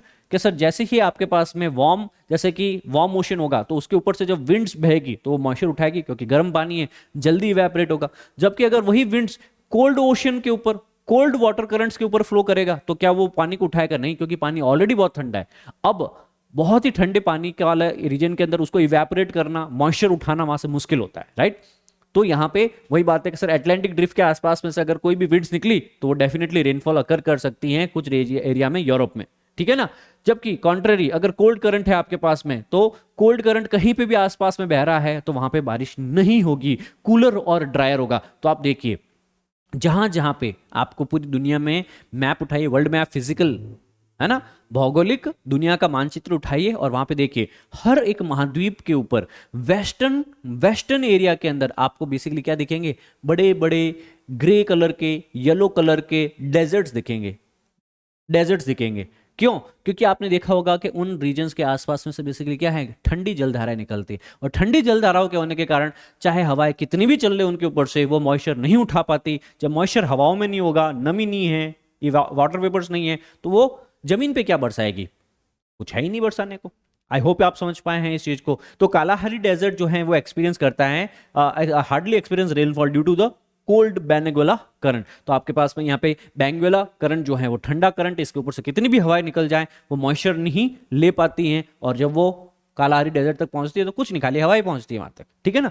Hence सारे के सारे जितने भी आपके पास, मोस्ट, मैं सारे नहीं कहूंगा, शब्द वापस लूंगा, दुनिया में अधिकांश जो भी मरुस्थल है वह वेस्टर्न कोस्ट के ऊपर किसी न किसी कोल्ड करंट के आसपास में बसे हुए हैं। देख लो मानचित्र में देखने को मिल जाएगा आपके पास में, ठीक है ना। ये बेनेगुएला करंट यहां है, ये रहा आपका कालाहारी डेजर्ट, ये रहा आपका कालाहारी डेजर्ट। चलो फिर है आपके पास में फॉग फॉर्मेशन। कि सर जहां भी कोल्ड और वार्म वाटर करंट मिलेंगे वो क्या करेंगे? फॉग का फॉर्मेशन कर देंगे। क्या करेंगे? फॉग फॉर्मेशन कर देंगे। The meeting of the warm and the cold current result in the formation of fog. The ships face danger due to the fog caused due to the meeting of the warm current with the cold current. ठीक है ना। अच्छा, जहां भी जैसे अभी हमने कहा ना कि गल्फ स्ट्रीम मिलेगा, किससे मिलेगा भैया? लेब्राडोर करंट से या कुरोशियो उओशो करंट से मिलेगा, है ना। अच्छा, जहां पे भी ये दो चीजें मिलेगी, ठंडा और गर्म, गर्म बाल्टी में भी कभी ऐसा कुछ किए हो कि बाल्टी में गर्म पानी था उसमें ठंडा पानी मिक्स किए, नीचे अंदर से क्या निकलता है? धुआं, वाटर वेपर्स निकलती, कोहरा हो जाएगा, राइट। ये तो बाल्टी की बात है। अब बात करो सैकड़ों मील में फैले हुए ओशियंस की। जब ऊपर से आने वाली ठंडी धाराएं नीचे से आने वाली, इक्वेटर से आने वाली गर्म धाराओं से मिलेगी तो वहां पे भी बेसिकली कोहरा हो जाएगा। अब हमने कहा कि सर इस रीजन में बेसिकली सबसे बेहतर क्या होगा?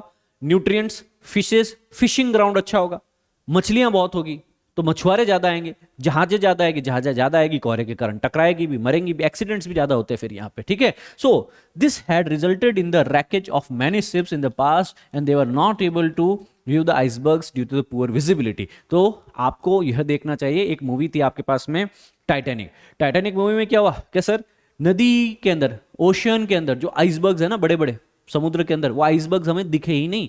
और जब वह आइसबर्ग्स आपको हिमखंड नहीं दिखे और शिप चल रही होती है आपके पास बहुत स्पीड में, उस हिमखंड के अंदर जाके टकराए, ढूम डिशुम टड़क, क्रैश, लास्ट में कुछ भी नहीं बचा आपके पास में। कुछ सर्वाइवर्स बचते हैं जो स्टोरीज बताते हैं कि ऐसा हुआ था वैसा हुआ था शिप पे, ठीक है ना। तो टाइटैनिक वाली स्टोरी जो है वो भी आप होमवर्क की तरह कर सकते हैं, आपको वहां पे देखने को मिलेगा पुअर विजिबिलिटी। वो आदमी ऊपर से देखता है, कुछ नहीं दिखता है उसको रात में, चारों तरफ कोहरा ही कोहरा, और अचानक से वो है एक आइसबर्ग में टकरा देते हैं, आइसबर्ग में। चलो समझ में आई ये बात? हाँ, तो यहाँ पे पूरा फॉगी सिचुएशन हो जाता है। आई hope this point is quite clear. Trade and commerce के अंदर करंट शिप्स जो है, अगर वो उस डायरेक्शन को, जो समुद्र के अंदर बेसिकली करंट चल रहा है, अगर शिप भी उसी डायरेक्शन में चले तो क्या कम फ्यूल में ज्यादा जल्दी पहुंच पाएगी? यस। तो ये ट्रेड को सपोर्ट भी कर सकते हैं। Many warm current keep the ports of the Europe ice free. Winters के अंदर बेसिकली ट्रेड और कॉमर्स व्यापार वहां का चलता रहता है। Violent storm at many time melting lines of the warm and the cold current में result in the violent storm. तो जहां पे भी गर्म और ठंडी जलधारा मिलती है ना, वहां पे स्टॉर्म बहुत ज्यादा आते हैं। स्टॉर्म मतलब क्या? वो आपके पास में प्रचंड तूफान आएंगे समुद्र में। तो ऐसे एरिया में बेसिकली एक तो फॉग बहुत है, एक बहुत ही प्रचंड तूफान आते हैं, तो लोग जाएंगे क्या? जाएंगे कुछ न कुछ चीजें पाने के लिए, पर फिर वो परेशान हो जाएंगे वहां पे। तो हरिकेन्स यहाँ पे आएंगे। Occur in the coast of the USA, follow the line where the Gulf Stream merge with the Labrador current. तो वहां पे ज्यादा से ज्यादा हरिकेन्स, तूफान वगैरह पैदा होते हैं ज्यादा से ज्यादा। I hope this point is quite clear to all of you. हम इतना करने हैं आज वाले सेशन के अंदर, इससे आगे हम जानेंगे अगले सेशन में।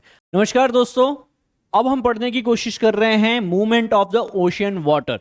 किस तरीके से जो समुद्री जल जो है वो ओशियन करंट्स के रूप में तो हमने उसकी मूवमेंट पढ़ ही ली है। अब उस ओशियन करंट्स के अलावा और क्या क्या मूवमेंट्स हो सकती है, उनका क्या प्रभाव हो सकता है, आइए उसको जानने और सीखने की कोशिश करते हैं। क्लास में आप यहाँ पे हेडिंग बना लेंगे ओशियन मूवमेंट्स के बारे में। जो movement that occurs in the oceans are categorized as, तो 3 कैटेगरी के अंदर यहाँ पे मूवमेंट्स होने वाली हैं। या तो वहां पे ओशनिक वेव्स होगी, या वहां पे जो है ओशनिक टाइड्स होंगे, या वहां पे धाराएं होंगी। जल धाराओं के बारे में ओशन करंट्स के बारे में, सरफेस हो या डीप हो, है ना, इक्वेटोरियल हो या पोलार हो, है ना, हॉट हो या वार्म करंट हो, वार्म करंट या फिर कोल्ड करंट, इन दोनों के बारे में हम सारी चीजें जान चुके हैं।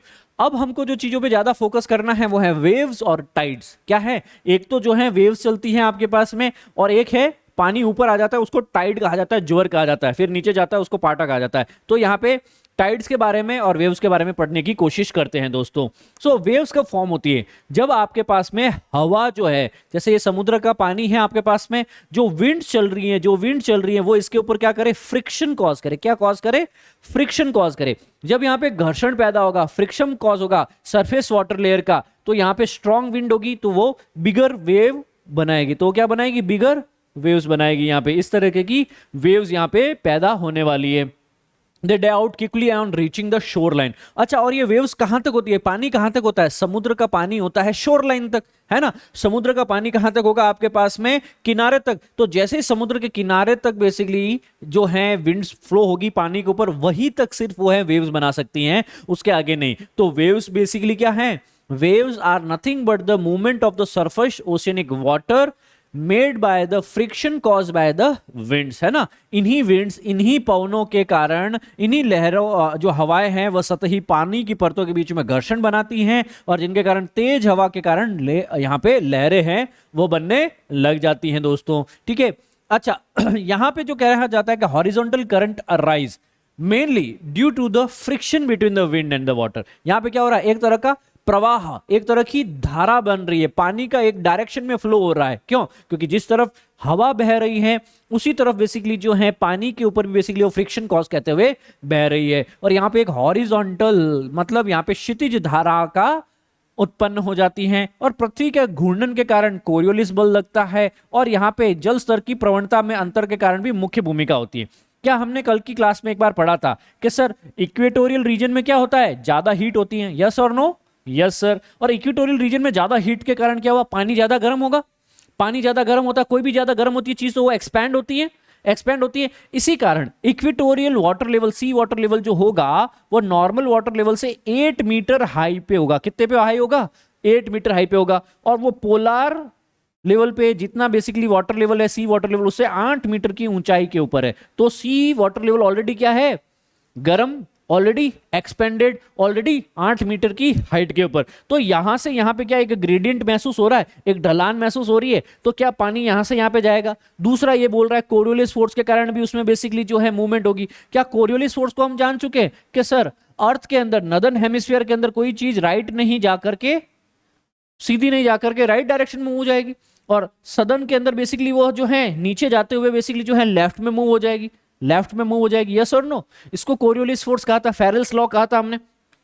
अच्छा, वर्टिकल करंट्स के बारे में भी हमने जानने की कोशिश करनी है। वर्टिकल करंट्स क्यों होते हैं कि सर आपके पास में थर्मोहलाइन डिफरेंसेस के कारण, थर्मोहलाइन टेम्परेचर डिफरेंस, कहीं तापमान ज्यादा कहीं तापमान कम, ज्यादा तापमान कम डेंसिटी, कम तापमान ठंडा पानी ज्यादा डेंस होगा, ठीक है ना, जो डेंस होगा वो नीचे आएगा। सैलिनिटी के कारण, लवणता के कारण, ज्यादा नमक घोला हुआ है, पानी भारी है, ज्यादा सैलिनिटी, पानी नीचे आएगा, है ना। और कम सैलिनिटी है तो पानी ऊपर रहेगा कम डेंसिटी के कारण। तो टेम्परेचर और सैलिनिटी के डिफरेंसेस के कारण भी बेसिकली क्या हो सकता है, वर्टिकल मूवमेंट होती है। तो हॉरिजॉन्टल मूवमेंट कैसे हुई सरफेस पे, और वर्टिकल मूवमेंट कैसे हुई आपके पास में, वो सारी चीजें समझ में आ गई है हमको। अच्छा, फिर क्या सुनामी भी एक तरह की मूवमेंट है वाटर की, क्या सुनामी के टाइम भी बड़ी बड़ी वेव्स पैदा होती हैं, डिस्ट्रक्टिव वेव्स पैदा होती हैं? तो यहाँ पे स्टॉर्म सर्ज भी आता है। जब हमने साइक्लोन्स पढ़े थे कि सर स्टॉर्म का पानी अंदर तक चला जाता है, तूफान जो आता है ना चक्रवात के समय, तो पानी को लेकर, समुद्री पानी को लेकर अंदर तक चला जाता है। क्यों चला जाता है, कैसे चला जाता है, वो सारी चीजें जब हम सुनामी पढ़ेंगे तब की बात है। तो यहाँ पे टाइडल वेव्स भी आती हैं जब टाइड ज्यादा आते हैं, चंद्रमा के गुरुत्वाकर्षण के कारण, है ना, सूर्य के गुरुत्वाकर्षण के कारण। तो यहाँ पे टाइड्स भी बेसिकली, ज्वार भी बेसिकली बहुत ही खतरनाक तरीके से जो है यहाँ पे विनाशकारी शक्ति लेके आता है और पानी को ऊपर की तरफ उठा लेता है। ये सारी चीजें हम लोगों ने ऑलरेडी जान रखी हैं। अब हम ये बात कर रहे हैं कि सर कुछ रीजन में, कुछ जोन्स में फिशिंग जोन्स क्रिएट होंगे। क्या क्रिएट होंगे दोस्तों? Fishing zone. यहाँ पे फिशिंग जोन कैसे? फिशिंग जोन मतलब जहां पे भी ठंडी और गर्म जल धाराएं मिलेगी। जैसे कि अभी हमने जल धाराओं के बारे में बेसिक्स पढ़ा था, है ना, कि सर उत्तरी ध्रुव से और दक्षिणी ध्रुव से जो भी पानी आएगा वो ठंडा होगा, अतएव वहां की जलधाराओं को ठंडी जलधारा, कोल्ड करंट कहा जाएगा। इक्वेटर का पानी गर्म होगा, अतएव इक्वेटर का पानी चाहे नॉर्थ की तरफ जाए चाहे साउथ की तरफ जाए, जिधर भी जाएगा वह गर्म पानी लेके जाएगा, उसको वार्म ओशनिक करंट कहा जाता है, गर्म जलधारा कहा जाएगा। जहां पे भी ये ठंडी जलधारा ऊपर से आने वाली और गर्म जलधारा नीचे से आने वाली मिलेगी, वहां पे क्या होगा? फॉग का फॉर्मेशन होगा, फिशिंग ग्राउंड्स होंगे। जहां पे भी ऊपर से आने वाली ठंडी गर्म धारा, नीचे से आने वाली गर्म जलधारा मिलेगी, वहां क्या होगा? फॉग का फॉर्मेशन होगा, फिशिंग ग्राउंड्स होंगे, वहां ज्यादा से ज्यादा मछलियां होगी, ज्यादा से ज्यादा न्यूट्रिएंट्स होंगे, है ना। ये सारी चीजें भी हम लोग कर चुके हैं। तो फिशिंग जोन होगा mixing up of the warm and the cold current वाले एरिया के अंदर। वहां पे फाइटोप्लैंक्टन सबसे ज्यादा मिलेंगे। वहां पे क्या पैदा होंगे आपके पास में? सबसे ज्यादा प्लावकों का जमाव होगा, डिपोजिशन होगा प्लैंक्टन्स का। ये बेसिकली क्या है? फूड होता है फिशेस के लिए। This is the food for the fishes, है ना। तो यहाँ पे अबंडेंस में, बहुत ही बहुतायत में बेसिकली मछलियां पाई जाएगी। डेजर्ट फॉर्मेशन भी होगा।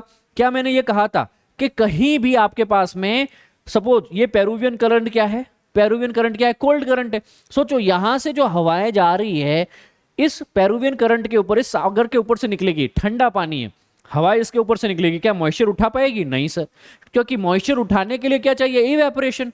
पानी इतना ठंडा है, गर्म ही नहीं हो रहा। अब जब गर्म ही नहीं हो रहा है तो इवेपोरेशन नहीं हो रहा, वाष्पीकरण नहीं हो रहा, वाष्पीकरण नहीं है, जल वाष्प ही नहीं है, तो चाहे कितनी भी विंड्स इसके ऊपर से निकले, जब विंड्स में, जब हवा में मॉइस्चर नहीं है, जब उसमें नमी नहीं है, जब उसमें आर्द्रता नहीं है, कहां कंडेंसेशन, संघनन होगा, कहां पे प्रेसिपिटेशन, वर्षा होगी। तो इसी कारण यहां पे क्या हमने कई जगह पे देखा है कि sir Benguela current, Peruvian current, Australian currents, और इन सभी के पास में बेसिकली यहाँ पे देखो सारे क्या है, ये कैनरी करंट के पास में क्या सर दुनिया के सबसे बड़े बड़े डेजर्ट्स देखने को मिलते हैं? हाँ सर। तो कॉन्टिनेंट के वेस्टर्न हिस्सों के अंदर जहां पे उनके पास में से कहीं ना कहीं कोल्ड करंट बह रहा है, कोल्ड करंट बह रहा है, cold current, cold current, cold current बह रहा है, वहां डेजर्ट्स देखने को मिलते हैं। कारण कि सर कोल्ड करंट के कारण वहां पे मॉइस्चर कैरी नहीं कर पाते हैं। कोल्ड ओशन करंट, है ना, direct affect desert formation of the west coast region of the tropical subtropical continent. Fog and the most of the areas arid due to the desiccating effect. Moisture ही नहीं होता उसमें, पानी नहीं होता उसमें, क्या नहीं होता आपके पास में? नमी की कमी होती है, इसलिए वो पूरा एरिया उसके आसपास का क्या होता है? शुष्क होता है ना। अच्छा, कोरियोलिस सोर्स का तो आपको ऑलरेडी पता ही होगा, है ना। इक्वेटर के नॉर्थ में कोई भी चीज फ्री फ्लोइंग जो होगी, फ्री फ्लाइट में जो होगी, है ना, स्वतंत्र रूप से जो गतिशील होगी, वो अपने राइट डायरेक्शन में, जैसे इधर जा रहा है तो राइट डायरेक्शन में, इधर जा रहा है तो राइट डायरेक्शन में, इधर जा रहा है तो राइट डायरेक्शन में मूव हो जाएगी। सदर्न हेमिस्फीयर में ऊपर जा रहा है तो लेफ्ट में, इधर जा रहा है तो भी लेफ्ट में, इधर जाना तो भी लेफ्ट में, इधर जाना तो भी लेफ्ट में, यहाँ पे लेफ्ट साइड में डिफ्लेक्शन हो जाएगा। क्या ये चीज समझ में आ गई आपको? किसके कारण भी कई जलधाराओं की गति होती।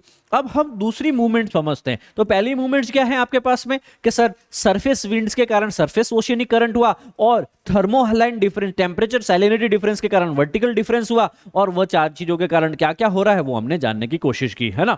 अब हमको पढ़ना है वेव्स के बारे में, जिनको हम कहते हैं लहरें। तो लहरें और कुछ नहीं बल्कि दोलनशील हलचलें हैं। They are oscillatory movement. अच्छा, ऑसिलेशन क्या होता है? ऑसिलेशन क्या होता है? कभी ऐसा पेंडुलम देखा है? कभी एक बार यहां पे हैं, कभी एक बार यहां पे हैं, कभी एक बार यहां पे, यस और नो। तो लहरें भी इस तरीके से, कभी एक बार ऊपर गया पानी, फिर नीचे आया, फिर वापस ऊपर गया, फिर नीचे आया, फिर ऊपर गया, फिर नीचे आया। क्या इसको मैं ऑसिलेशन मूवमेंट कह सकता हूं? Can I call it oscillation? ये दोलन गति कर रहा है कि नहीं कर रहा है? एक बार पानी ऊपर गया, लहरें ऊपर आई, क्या वापस नीचे गिरती, थपाड़ करती, वापस लहरें ऊपर आई, फिर नीचे गिरी, थपाड़ करती, फिर वापस लहरें ऊपर गई, फिर नीचे गिरी, राइट। क्या ये ऑसिलेटरी मूवमेंट है, क्या ये दोलन गति है? हाँ सर। तो waves are nothing but oscillatory movements of water, है ना, that result in rise and fall of the water surface. क्या सर जो पानी की सतह है ना, जो पानी की सतह है वो बहुत ही कम बार आपको ऐसे यूं सीधी सीधी दिखेगी। कई बार बेसिकली हवा के ड्रैग के कारण क्या है, पानी ऊपर की तरफ गति क्या, फिर नीचे आया, फिर ऊपर की तरफ गति क्या, फिर नीचे आया। कभी बीच के आसपास बैठे हो हैं? अच्छा, और ये गति कहां तक होगी? सिर्फ बीच तक होगी। कहां तक होगी? सिर्फ शोर लाइन तक, तट रेखा तक। तट के आगे बीच ही नहीं, पानी नहीं। क्या विंड आगे लेके जाएगी उस पानी को? क्या ऑसिलेशन मूवमेंट कराएगी? नहीं करवा पाएगी। समझ में आ रही है सर बात आपको? They are kind of the horizontal movement of the ocean water. तो यहां पे क्या हो रहा है? क्षितिज तरीके से मूवमेंट हो रहा है, राइट। क्षितिज मूवमेंट हो रहा है कि नहीं हो रहा है? इसी पानी को बेसिकली जो है यहां पे क्षितिज पे मैं गति करा रहा हूं, इस हॉराइजन पे ही मूव करवा रहा हूं। ऑसिलेटरी मूवमेंट है सरफेस वाटर का। तो कहीं ना कहीं जहां पे पानी ऊपर उठा वहां पे मैंने क्या कह दिया, ये क्रेस्ट है। जहां पानी ऊपर उठता है वो क्या है? क्रेस्ट। जब वो पानी नीचे गया तो यहां पे आपने देखा होगा एक जगह पानी उठा हुआ तो कहीं पानी नीचे गया हुआ भी देखने को मिलेगा, राइट। जनरली तो बेसिकली क्या है, ये है लेवल, पर कहीं ऊपर उठा हुआ तो कहीं नीचे गया हुआ। इस जहां पे नीचे जाता है उसको ट्रफ भी कहा। तो यहां पे वेव मूवमेंट के कारण क्या होगा? क्रेस्ट एंड ट्रफ फॉर्मेशन होगा, है ना। और यहां पे याद रखना, दो ट्रफ्स के बीच में या दो क्रेस्ट के बीच में जो डिफरेंस होता है उसको वेवलेंथ कहते हैं। क्या कहते हैं? वेवलेंथ कहते हैं। क्या कहते हैं बच्चा लोग? वेवलेंथ कहते हैं, ठीक है। That's it. So they are the energy and not the water as such which moves across the ocean surface. This energy for the waves is provided by the wind. तो ये जो जितनी भी एनर्जी हो रही होती है ना, वाटर मॉलिक्यूल्स ऊपर जाते हैं नीचे आते हैं, ऊपर जाते हैं नीचे आते हैं, ये क्यों? हवा के कारण, घर्षण के कारण, फ्रिक्शन के कारण। तो the movement of each water particle is circular. तो यहां पे जो ऊपर से तो देखने पे हमको बेसिकली कैसी गति लगी? ऑसिलेटरी। कभी पानी ऊपर गया, कभी नीचे आया, कभी ऊपर गया, कभी नीचे आया, ऑसिलेटरी। पर पानी अगर नीचे देखे ना, पानी नीचे सर्कुलर फॉर्मेट में, रिंग फॉर्मेट में बेसिकली क्या कर रहा है? मूव कर रहा होता है। ऊपर से तो हमको क्या लगा? पानी ऊपर जाया, नीचे आया, ऊपर गया, नीचे आया। परंतु पानी अंदर के अंदर बेसिकली क्या है? सर्कुलेटरी फॉर्मेट में मूव होना शुरू हो जाता है। अच्छा, ये सब क्यों शुरू हुआ? विंड्स के कारण। हवाएं चल रही है सर ऊपर, और वो हवाएं लगातार फ्रिक्शन, लगातार दाब, लगातार घर्षण डाल रही है, तो पानी का सर्कुलर मूवमेंट शुरू हो जाता है। कहीं क्रेस्ट, कहीं हाँ trough formation. A wave has two major part, a raised part is crest, lower point is trough, है ना। उभरे हुए भाग को शिखा कहा जाता है और निचले बिंदु को गर्त कहा जाता है। तो क्रेस्ट एंड ट्रफ, शिखा और गर्त। समझ में आया ये पॉइंट इतना सा, ठीक है ना। क्रेस्ट एंड ट्रफ्स, है ना, तो इसको याद रख लेना। अच्छा, दो क्रेस्ट के बीच की दूरी को हम लोग क्या कहते हैं? वेवलेंथ। अच्छा, दो ट्रफ्स के बीच की दूरी को भी क्या कहते हैं? वेवलेंथ। याद रख लेंगे। वेवलेंथ क्या होती है? तरंग दैर्ध्य। So characteristics of the wave. So waves, crest and the troughs, the highest and the lowest point of the waves are called the crest troughs respectively. Wave height क्या होती? It is a vertical distance from the bottom of the troughs and the topic of the crest wave. तो यहाँ पे अगर मैं देखने की कोशिश करूं कि पानी जो है ट्रॉप में कितना नीचे गया और क्रेस्ट में कितना ऊपर आया, का पानी जो है जनरली यहाँ पे है, तो जब ट्रॉप बनाया, जब गर्त बनाया, तब पानी कितना नीचे गया, और जब क्रेस्ट बनाया, जब शिखा बनाई, तब पानी कितना ऊंचा गया। मैं इन दोनों को जोड़ दूंगा तो मेरे पास क्या आएगा? वेव, हाँ वेव हाइट आ जाएगी, है ना। वेव हाइट मतलब क्या? वो पानी कितना ऊपर और नीचे हो रहा है, वेव्स की हाइट क्या है। अच्छा, सुनामी के टाइम बेसिकली जनरली हम लोग क्या कंसीडर करते हैं? सुनामी के टाइम बेसिकली कहते हैं कि sir wave height is 100 meters, 150 meters. वो घातक होता है, वो मारकशील क्षमता वाला होता है ना। पानी कितना अंदर तक जाता है फिर वो, हाँ। और ये पानी भी तो आता ही है हमारे पाँव में टकरा के फिर वापस चला जाता है। Yes sir, no.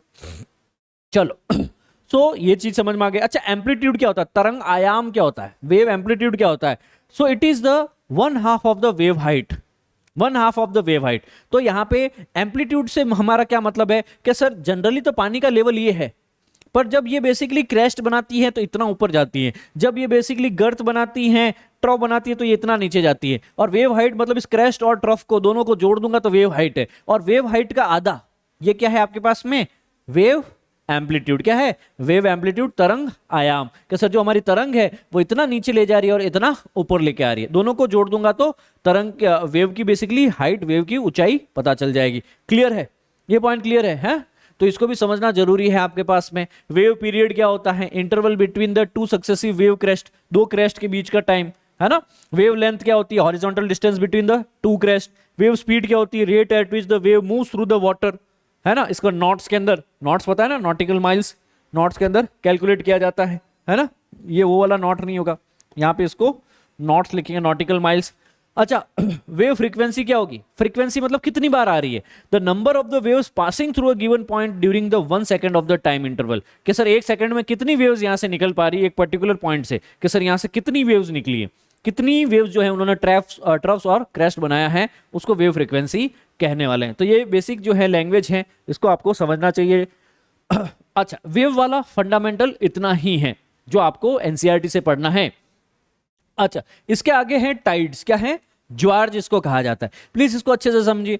पीरियोडिकल अगर राइज और फॉल होता है सी वाटर लेवल में, कि सर समुद्र का जो जल स्तर है वो यहाँ पे, पर कभी कभी जल स्तर अगर इस लेवल पे आ गया और कभी जल स्तर जो यहाँ पे नॉर्मल है इससे नीचे चला गया, मतलब एक बार तो वो ऊपर उठ जा रहा है और एक बार नीचे की तरफ पीछे चला जा रहा है, तो इसको क्या कहा, जब ऊपर उठ गया तो इसको क्या कहा, ज्वार, टाइड, नीचे आया तो पाटा बोला इसको, राइट, ज्वार पाटा, ठीक है ना। तो यहाँ पे सी लेवल जो है वो आगे पीछे होता है, वंस और ट्वाइस अ डे, है ना, दिन में लगभग एक बार होता है या 2 बार होता है, ऐसा है ना। मेनली क्यों कारण होता है कि सर या तो सूर्य या चंद्रमा जो है वो पानी को अट्रैक्ट करते हैं। जब भी चंद्रमा और सूर्य का अलाइनमेंट उस डायरेक्शन में होता है ना कि पानी उनके सामने है, तो वो उस पानी को, याद करो, हर एक बड़े मास का, बड़े द्रव्यमान की चीज छोटे द्रव्यमान की चीज को अपने तरफ अट्रैक्ट करती है। Anything which has a larger mass will attract the lower mass, yes और नो, यस सर, है ना। कि हर रोडपति जो है वह हजारपति बनना चाहता, हजारपति, लखपति, लखपति, करोड़पति, वो वाली बात इनकी भी है कि सर इनके पास में मास कम है, तो ऑब्वियसली चंद्रमा सामने आया तो चंद्रमा के पास मास ज्यादा है, तो वो चंद्रमा की तरफ थोड़ा सा ऊपर उठेगा। ऐसा नहीं कि पानी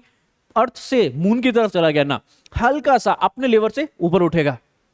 अच्छा, जब मून हट गया तो उसका ग्रेविटेशनल पुल हट गया तो वापस पीछे चला जाएगा, राइट, इसको ज्वार का। अच्छा, जब वह सन को फेस किया तो ज्यादा बड़ी ग्रेविटी है, इस बार ज्यादा है सन, पर याद रखना मून नजदीक है, सन और भी ज्यादा दूर है ना, तो हेंस सन की ग्रेविटी कम फील होती है वाटर को, है ना। सन की इतनी ज्यादा ग्रेविटी फील नहीं होती, बट स्टिल है तो बड़ा लार्जर मास, है ना, अर्थ को चारों तरफ से बेसिकली अपने चारों तरफ रोटेट करा रहा है, तो सोचो पानी को भी तो कहीं ना कहीं वो इंपैक्ट करेगा ही, यस और नो। इसलिए कहते हैं कि सर जब पूर्ण चंद्र ग्रहण हो, सूर्य ग्रहण हो, उस वक्त हमारे भीतर भी कई फार, क्योंकि हम भी क्या है 70-80% पानी तो है, you and us, you and me, we all are 80% almost water, बाकी सब क्या है हार्ड मास के पुतले, तो हमारे अंदर भी बेसिकली जो पानी है वो भी तो बेसिकली उसको भी प्रभावित करेगा। तो याद रखना, जितने भी ये पागल खाने होते हैं, जितने भी मेंटल असाइलम्स होते हैं, है ना, वहां पे पूर्णिमा की रात को लेगी ज्यादातर लोगों को सेडेटिव देके रखते हैं एक दिन पहले से, शांति से, क्योंकि जैसे ही पूनम आई चंद्रमा का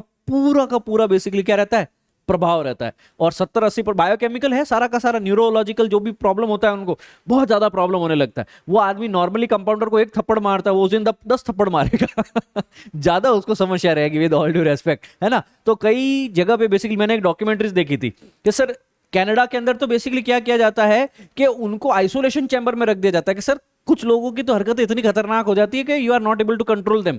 आज आप और मैं कर पा रहे क्योंकि हमारा सेंट्रल नर्वस सिस्टम जो है, केंद्रीय तंत्रिका सिस्टम जो है वो बराबर काम कर रहा है, हमारे कंट्रोल में, है ना। पर यहाँ पे ये करने की कोशिश करना कि जब पूर्णिमा वाला दिन हो, हाँ पूर्णिमा वाला दिन हो, तो आप ऑब्जर्व करना कोई भी आदमी जिसका बेसिकली थोड़ा बहुत वो इमोशनल लेवल पे वीक है ना, वो देखना उसकी ज्यादा वीकनेस फील होगी उसको, जो मेंटली स्ट्रांग नहीं है वो ज्यादा वीक फील होगा उसको। ये चीज आप लोग देखना, ये ऑब्जर्व करने लायक चीज है ना, मतलब हर एक पे लागू हो जरूरी नहीं, ऑब्जर्व करने लायक है। डॉक्यूमेंट्रीज में तथ्य की तरह रखी, मैंने यहाँ पे रेलेवेंट देखा तो आपके सामने साझा किया दोस्तों। तो ज्वार क्या है आपके पास में, वो चीज आपको समझ में आ चुकी है, ग्रेविटेशनल पुल के कारण होता है। तो पानी जो है, the movement of the water is caused by the meteorological effect of the called the surge.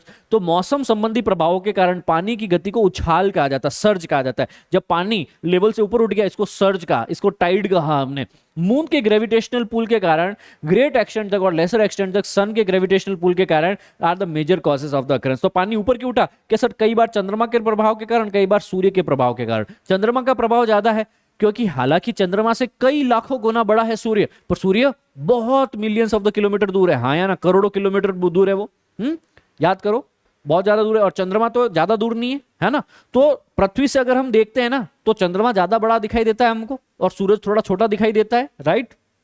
तो इनके कारण होता है। तो पृथ्वी के ऊपर जितना भी बेसिकली यहाँ पे देखो ये पानी है ना, जो पानी यहाँ पे रहना चाहिए वो बेसिकली क्या है, सूर्य के कारण, चंद्रमा के कारण कलेक्टिवली क्या है, इनका पुल बढ़ जाता है, ठीक है ना, कंबाइंड ग्रेविटेशनल पुल। अच्छा, कई बार क्या हो, खाली सन ही है तो भी बेसिकली यहाँ पे देखो, खाली यहाँ पे मून है, देखो तो मून की तरफ क्या ग्रेविटेशनल पुल ज्यादा है, सूर्य की तरफ ग्रेविटेशनल पुल कम है। हाँ या ना? तो ग्रेविटेशनल पुल सन का तो इधर लग रहा है, मून का इधर लग रहा है, जब दोनों क्या है 90 डिग्री एंगल पे काम कर रहे हैं। तो मैं खाली तुम्हें वाटर मूवमेंट्स बता रहा हूं कि सर टाइड्स क्या है। अब कई लोग जो हैं इसके अंदर एक्लिप्स ढूंढने की कोशिश कर रहे होंगे कि सर कब जो है बेसिकली आपके पास में आप सूर्य ग्रहण करवा दो, चंद्र ग्रहण करा दो, वो बेसिकली सेलेस्टियल मूवमेंट्स है, उसको भी हम पढ़ेंगे। पर इस क्लास में ओशनिक मूवमेंट्स की बात की जा रही है, ओशनिक वाटर कैसे मूव करता है। तो उसमें से एक रीजन है सन के पुल के कारण टाइड और मून के पुल के कारण टाइड हो सकता है। लो टाइड, हाई टाइड, दोनों चीजें पता होनी चाहिए। अनदर फैक्टर क्या है, सेंट्रीफ्यूगल फोर्स। सेंट्रीफ्यूगल फोर्स क्या है, कोई भी चीज जो मूवमेंट कर रही है ना, कोई भी चीज जो मूव कर रही है, जैसे अर्थ यहाँ पे जो है वेस्ट से ईस्ट में रोटेट कर रही है अपनी एक्सिस पे, ठीक है सर, पर जो चीज रोटेट कर रही है उसके केंद्र की तरफ जो बल लगता है, जनरली ग्रेविटेशनल फोर्स इसको कहते हैं। हर चीज अपने केंद्र की तरफ खींचने की कोशिश कर रही है, पर इस केंद्र के बाहर भी एक बल लगता है जिसको हम लोग सेंट्रीफ्यूगल फोर्स कहते हैं, अपकेंद्रीय बल कहते हैं। क्या कहते हैं? Centrifugal force. अब ये जो सेंट्रीफ्यूगल फोर्स है वह गुरुत्वाकर्षण बल के विपरीत दिशा में लगता है, opposite to the gravitational pull of the earth. तो tide occurs due to the balance between all this forces. तो टाइड्स जब भी होते हैं, जब भी बेसिकली पानी ऊपर आता है ज्वार, या नीचे जाता है high tide and low tide जिसको कहते हैं ज्वार पाटा, ठीक है ना, ये कब आता है? ये आता है आपके पास में सेंट्रीफ्यूगल फोर्स भी लग रहा है, ग्रेविटेशनल पुल भी लग रहा है, मून भी पुल कर रहा है, सन भी पुल कर रहा है, इन सभी फैक्टर्स को परम्यूटेशन, कॉम्बिनेशन, सबका मिश्रण प्रभाव क्या पड़ रहा है पानी के ऊपर, उस हिसाब से पानी ऊपर नीचे हिंडोले खाया जाता है, ऑसिलेशन होता रहता है उसका, ठीक है। So the tide generating force is difference between the two forces, that is gravitational attraction of the moon and the centrifugal forces. याद रखेंगे इसको, ये दो चीजों का मिक्स होता है, क्योंकि टाइड का क्या मतलब है, पानी को ऊपर उठाना। ग्रेविटी का क्या काम है, अर्थ की ग्रेविटी का काम है पानी को अर्थ पे बनाए रखना, है ना। तो ऊपर कौन उठा रहा है? सिर्फ दो चीजें, सेंट्रीफ्यूगल फोर्स जो बाहर की तरफ बल लग रहा है, दूसरा है मून और सन का अट्रैक्शन, ग्रेविटी उनकी, ठीक है। ये दोनों चीज याद है। On the surface of the earth nearest moon the pull और the attractive force of the moon is greater than the centrifugal force, so there is a net force causing the bulge toward the moon, है ना। तो आपके पास में net, आपके पास में क्या होगा, मून की तरफ ज्यादा पानी रहेगा आपके पास में। On the opposite side of the earth attractive force is less and it is farther away from the moon, the centrifugal force is dominant and hence यहां पे क्या होगा आपके पास में, there is a net force away from the moon, it creates a second bulge away from the moon. ये वाला diagram देखो आप लोग वापस, है ना। जो सरफेस बेसिकली मून के सामने है वहां पे क्या है, बल्ज ज्यादा देखने को मिलेगा, और इसके ऑपोजिट में ऐसा नहीं देखने को मिलेगा, ठीक है। उसके ऑपोजिट में नहीं देखने को मिलेगा, हालांकि इस डायग्राम में था पर ऐसा नहीं होता है, ऑपोजिट जनरली नहीं होता है। ये पॉइंट हम लोग कर चुके हैं। टाइड जनरेटिंग फोर्सेस कौन कौन से होंगे, ये सारी चीजें जान चुके हैं कि सर जो चीज बेसिकली सन के मून के ग्रेविटेशनल फोर्स में है वो ज्यादा हाई टाइड फॉर्म कर रही है यहाँ पे, इसके just opposite low tide form कर रही है आपके पास, ठीक है। इतना सा याद रख लेंगे हम लोग, हाँ, इतना सा याद रख लेना यहाँ पे। तो इसके कारण यहाँ पे जो सरफेस सन को मून की तरफ होती है वहां पे ज्यादा बल होता है, इसके ठीक विपरीत दिशा में बेसिकली यहाँ पे और यहाँ पे क्या है, लो टाइड देखे जाएंगे। अच्छा, आपके पास में यहाँ पे अर्थ लगातार रोटेट हो रही है, पता है ना, तो इसलिए बेसिकली बल्ज यहाँ पे बीच में देखा जाएगा, और जहां पे बेसिकली फोर्स नहीं है वहां पे कम बल्ज देखने को मिलेगा, low tide and high tide. अच्छा, कई बार हो सकता है कि सन, मून और अर्थ तीनों अलाइन हो जाए, एक्लिप्स वाली, चंद्र ग्रहण वाली स्थिति, है ना, सूर्य ग्रहण वाली स्थिति। कैसा, सूर्य को ढक लिया है चंद्रमा ने, सूर्य ग्रहण हो गया सर आपके पास में, सर समझ में आता है।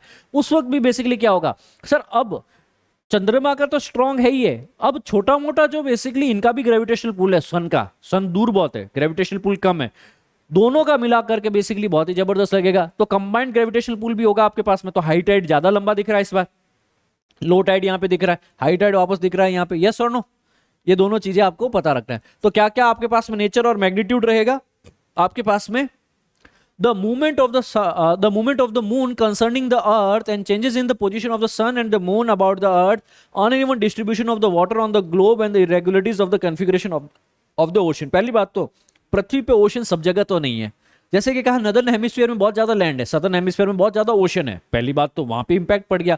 दूसरी बात ये बोला कि सर चंद्रमा पृथ्वी के चारों तरफ कहां पे है, किस कला में है, अमावस्या पूर्णिमा है, फुल मून है या न्यू मून है या फिर कौन सी कला में है। फिर पृथ्वी सूर्य का भी चक्कर लगा रही है, तो वो भी देखो पृथ्वी एपीहीलियन पे है या फिर पेरिहीलियन पे है, अपसौर या उपसौर अवस्था में है ना। मून एपोजी या पेरिजी अवस्था में है, मून ज्यादा नजदीक है या दूर अवस्था में है ना। तो ये काफी सारी कंडीशंस जो हैं वो मिला करके यहाँ पे काफी अलग अलग फैक्टर्स होने वाले हैं। तो सरफेस ऑफ द अर्थ जो है हॉरिजॉन्टल टाइड यहाँ पे जनरेट होगा, forces are more important than the vertical forces generating in the tidal bulge. ये पॉइंट क्लियर हो गया आपके पास में। सो सॉरी, यहाँ पे the shape of the bays and the estuaries along the coast line वो भी पता करती है कि सर कई बार आपके पास में एस्चुराइन वाटर होता है ना, कई बार आपके पास में जो बेस होती है ना, बेस का क्या मतलब कि सर ये सब कॉन्टिनेंट हो गया, तो यहाँ पे बे ऑफ बंगाल में और अरेबियन सी के अंदर किस तरीके से टाइड्स आएंगे आपके पास में, बीच में काफी सारी यहाँ पे बेस भी बनेगी, काफी जो है आपके पास में गल्फ भी बनेगी, एस्चुरीज भी बनेगी। तो वो भी डिपेंड करता है कि सर क्या उसका ग्रेविटेशनल पुल कितना काम करेगा, क्योंकि सर यहाँ पे ज्योग्राफिकल फीचर्स बीच में आ गए।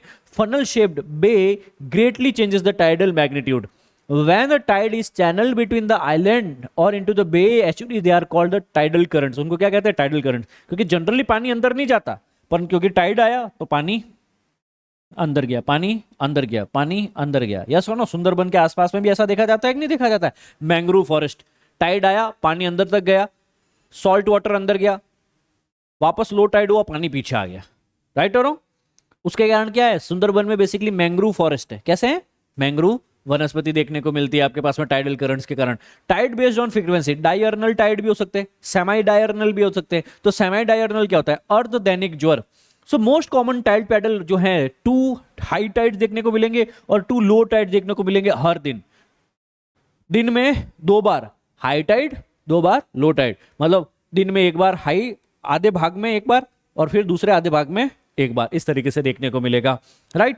सो द सक्सेसिव हाई और the low tides are approximately of the same heights although the tides occur twice a day their intervals is not exactly 12 hour। ऐसा नहीं कह सकते सर 24 घंटे में 2 बार है, तो कहीं ना कहीं आपके पास में क्या होगा, अच्छा हर हाई टाइड होगा पानी ऊपर जाएगा तो वापस अर्थ की ग्रेविटी के कारण नीचे तो आएगा ना। ऐसा तो नहीं कि मून की तरफ चला जाएगा, कोई तैर रहा था चला, पता चले वो विदाउट एस्ट्रोनॉट सूट पहुंच गया मून पे, है क्या हुआ कि सर हाई टाइड आ गया था, क्या आ गया, हाई टाइड आ गया, ऐसा कुछ नहीं है। तो जो भी हाई टाइड आएगा it will followed by the low tide, उसके साथ में क्या होना जरूरी है, लो टाइड होना जरूरी है। पर अब आप कहोगे सर दिन में 2 हाई टाइड आएंगे, हाँ सर, तो 2 लो टाइड भी तो आएंगे, समझ में आ गया सर कि सर मैंने बॉल फेंकी तो बॉल वापस नीचे भी तो आई ना, तो हाई टाइड हुआ पानी ऊपर गया तो पानी नीचे भी तो आया ना, हाँ सर।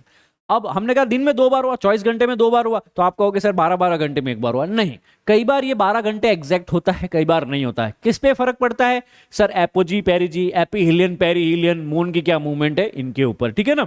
सो यहाँ पे बट एग्जैक्ट ये नहीं होकर के होता है 12 आवर 25 मिनट के ऊपर, because the moon each day moves a bit to the east. Moon जो है हर बार क्या है, थोड़ा बहुत ईस्ट की तरफ मूव कर जाता है आपके पास में, राइट।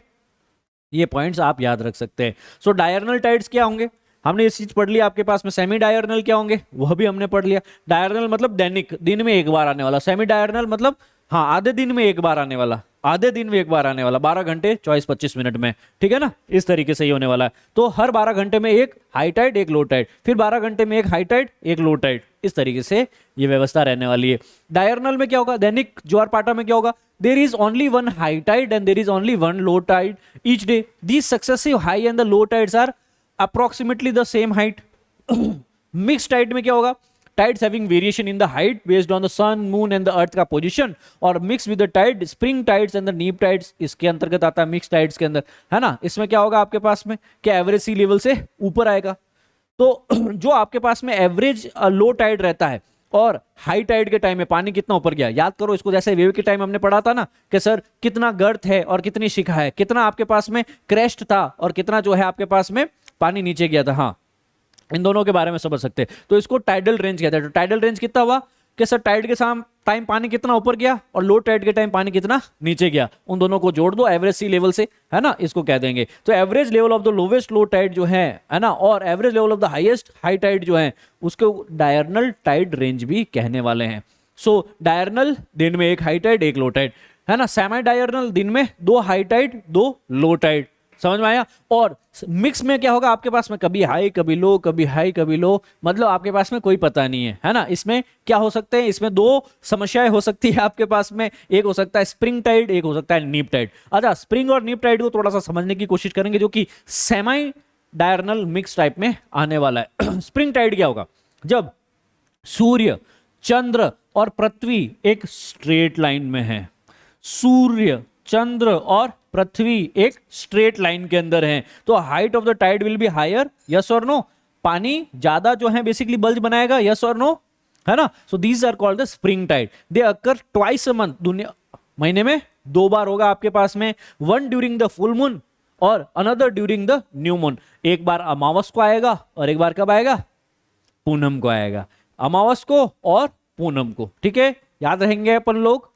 अमावस्या को आएगा और एक पूर्णिमा को आएगा, हर 15-15 दिन में। तो जब भी अमावस आएगी तुम एक गप मार सकते हो दोस्तों, पता है तेरे को आज क्या आएगा, स्प्रिंग टाइड आएगा। क्या आएगा, आज एक बसंत ज्वार आने वाला है। नीप टाइड क्या होगा, नीप टाइड नॉर्मली 7-7 दिन के इंटरवल में आता है ना।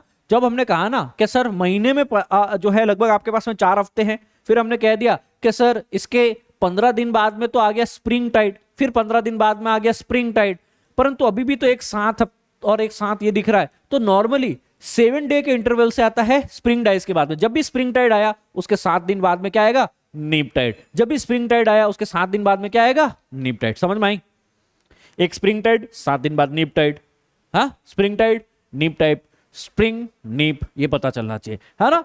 और at this time the sun and the moons are the right angle to each other. दोनों बेसिकली क्या होंगे, एक तरफ होगा चंदा मामा, एक तरफ होगा धरती मैया और एक तरफ होंगे सूर्य भगवान, ठीक है।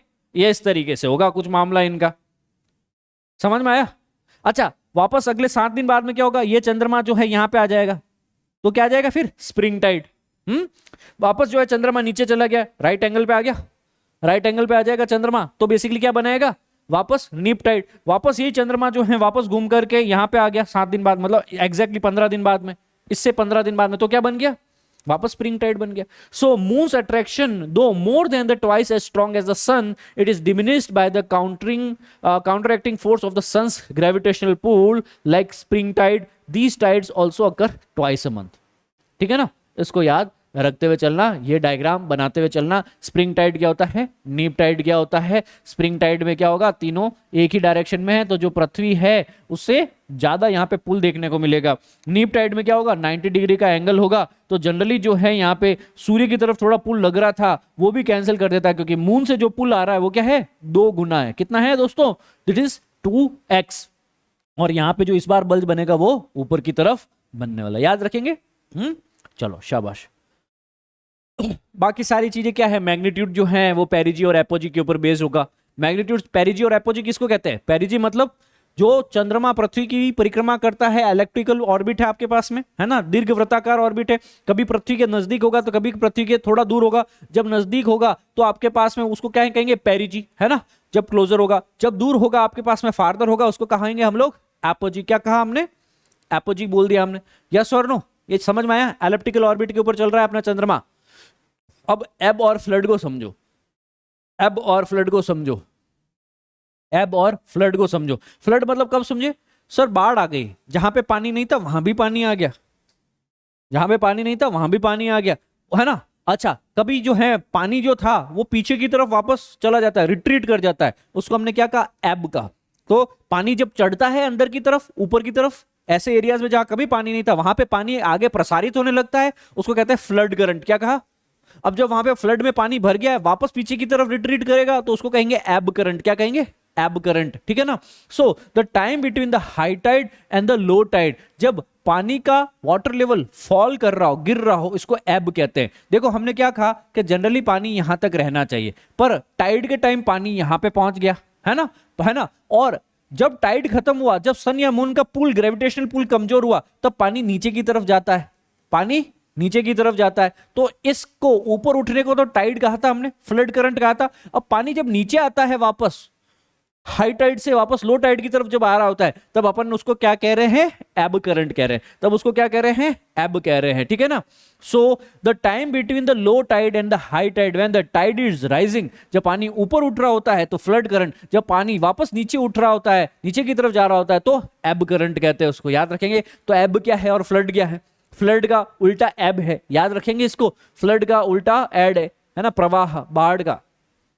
अब इन टाइड्स का इंपॉर्टेंस क्या है, since the tides are caused by the earth moon sun position which are known accurately, तो tides can be predicted in the well in advance and this helps in navigator and the fishermen। तो fishermen को exactly पता होगा कि कब basically जो है यहाँ पे पानी का हाई टाइड होगा, कब लो टाइड होगा, तो नेविगेशन में पहली बात।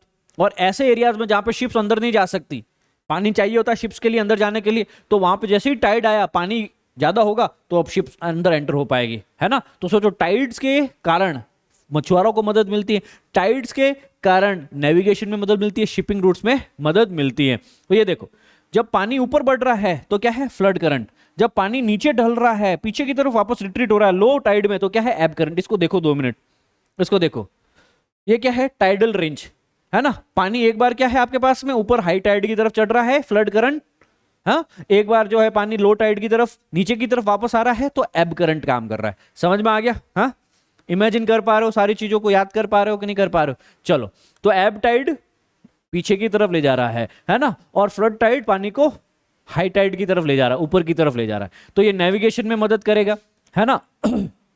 जनरली जहां पे पानी उथला होता है, कम होता है, वहां पे शिप्स अंदर एंटर नहीं कर पाती है ना। तो यहाँ पे high tides are very important, they are very important specially in the harbours, जहां पे नदियों के अंदर एस्चुरीज में शैलो बार होती हैं, नीचे जो मिट्टी विट्टी बहुत बढ़ जाती है, तो वहां पे जैसे ही हाई टाइड आया तो पानी ऊपर तक उठ गया, अब वहां पे शिप्स जा सकती, क्योंकि शिप हल्की तो है नहीं, 5-10 किलो की तो है नहीं, 2 टन 5 टन 50 टन का वजन होता है उसका।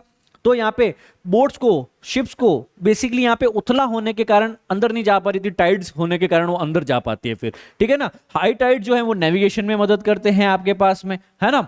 So water level close to the shores, this helps in the ships to arrive at the harbor more easily। Harbour तक, बंदरगाह तक आराम से हमारी शिप्स आ सकती हैं। Tide generally help in making some of the rivers navigable, है ना। अगर नदियों में टाइड्स नहीं आएगा तो वो नेविगेबल नहीं हो पाएगी, पानी स्तर तो, जल स्तर तो बढ़ना चाहिए, तभी तो नेविगेशन पॉसिबल होगा वहां पे, क्या हाँ सर यहाँ पे होगा।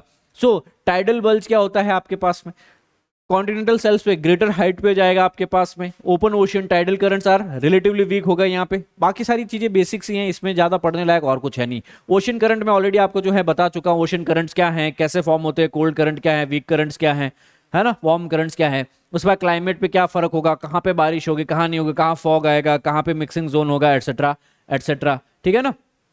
कोरियोलिस फोर्स किस तरीके से काम करता है, विंड्स किस तरीके से काम करेगी, इंसोलेशन सन का क्या प्रभाव रहेगा, ये सारी चीजें हम लोग ऑलरेडी चैप्टर में कंक्लूड कर सकते हैं, फ्रिक्शन वगैरह क्या होगा क्या नहीं होगा, right. With this being said, आज की क्लास में दोस्तों इतना ही करने वाले हैं हम लोग, और इससे आगे का पढ़ने वाले हैं हम अगले 1 शॉट के अंदर। थैंक यू अंटिल देन, और कमेंट करके जरूर बताएं इस क्लास में आपको कोई क्वेरी हो तो, also you can give your feedback in the comment below. Thank you, जय हिंद।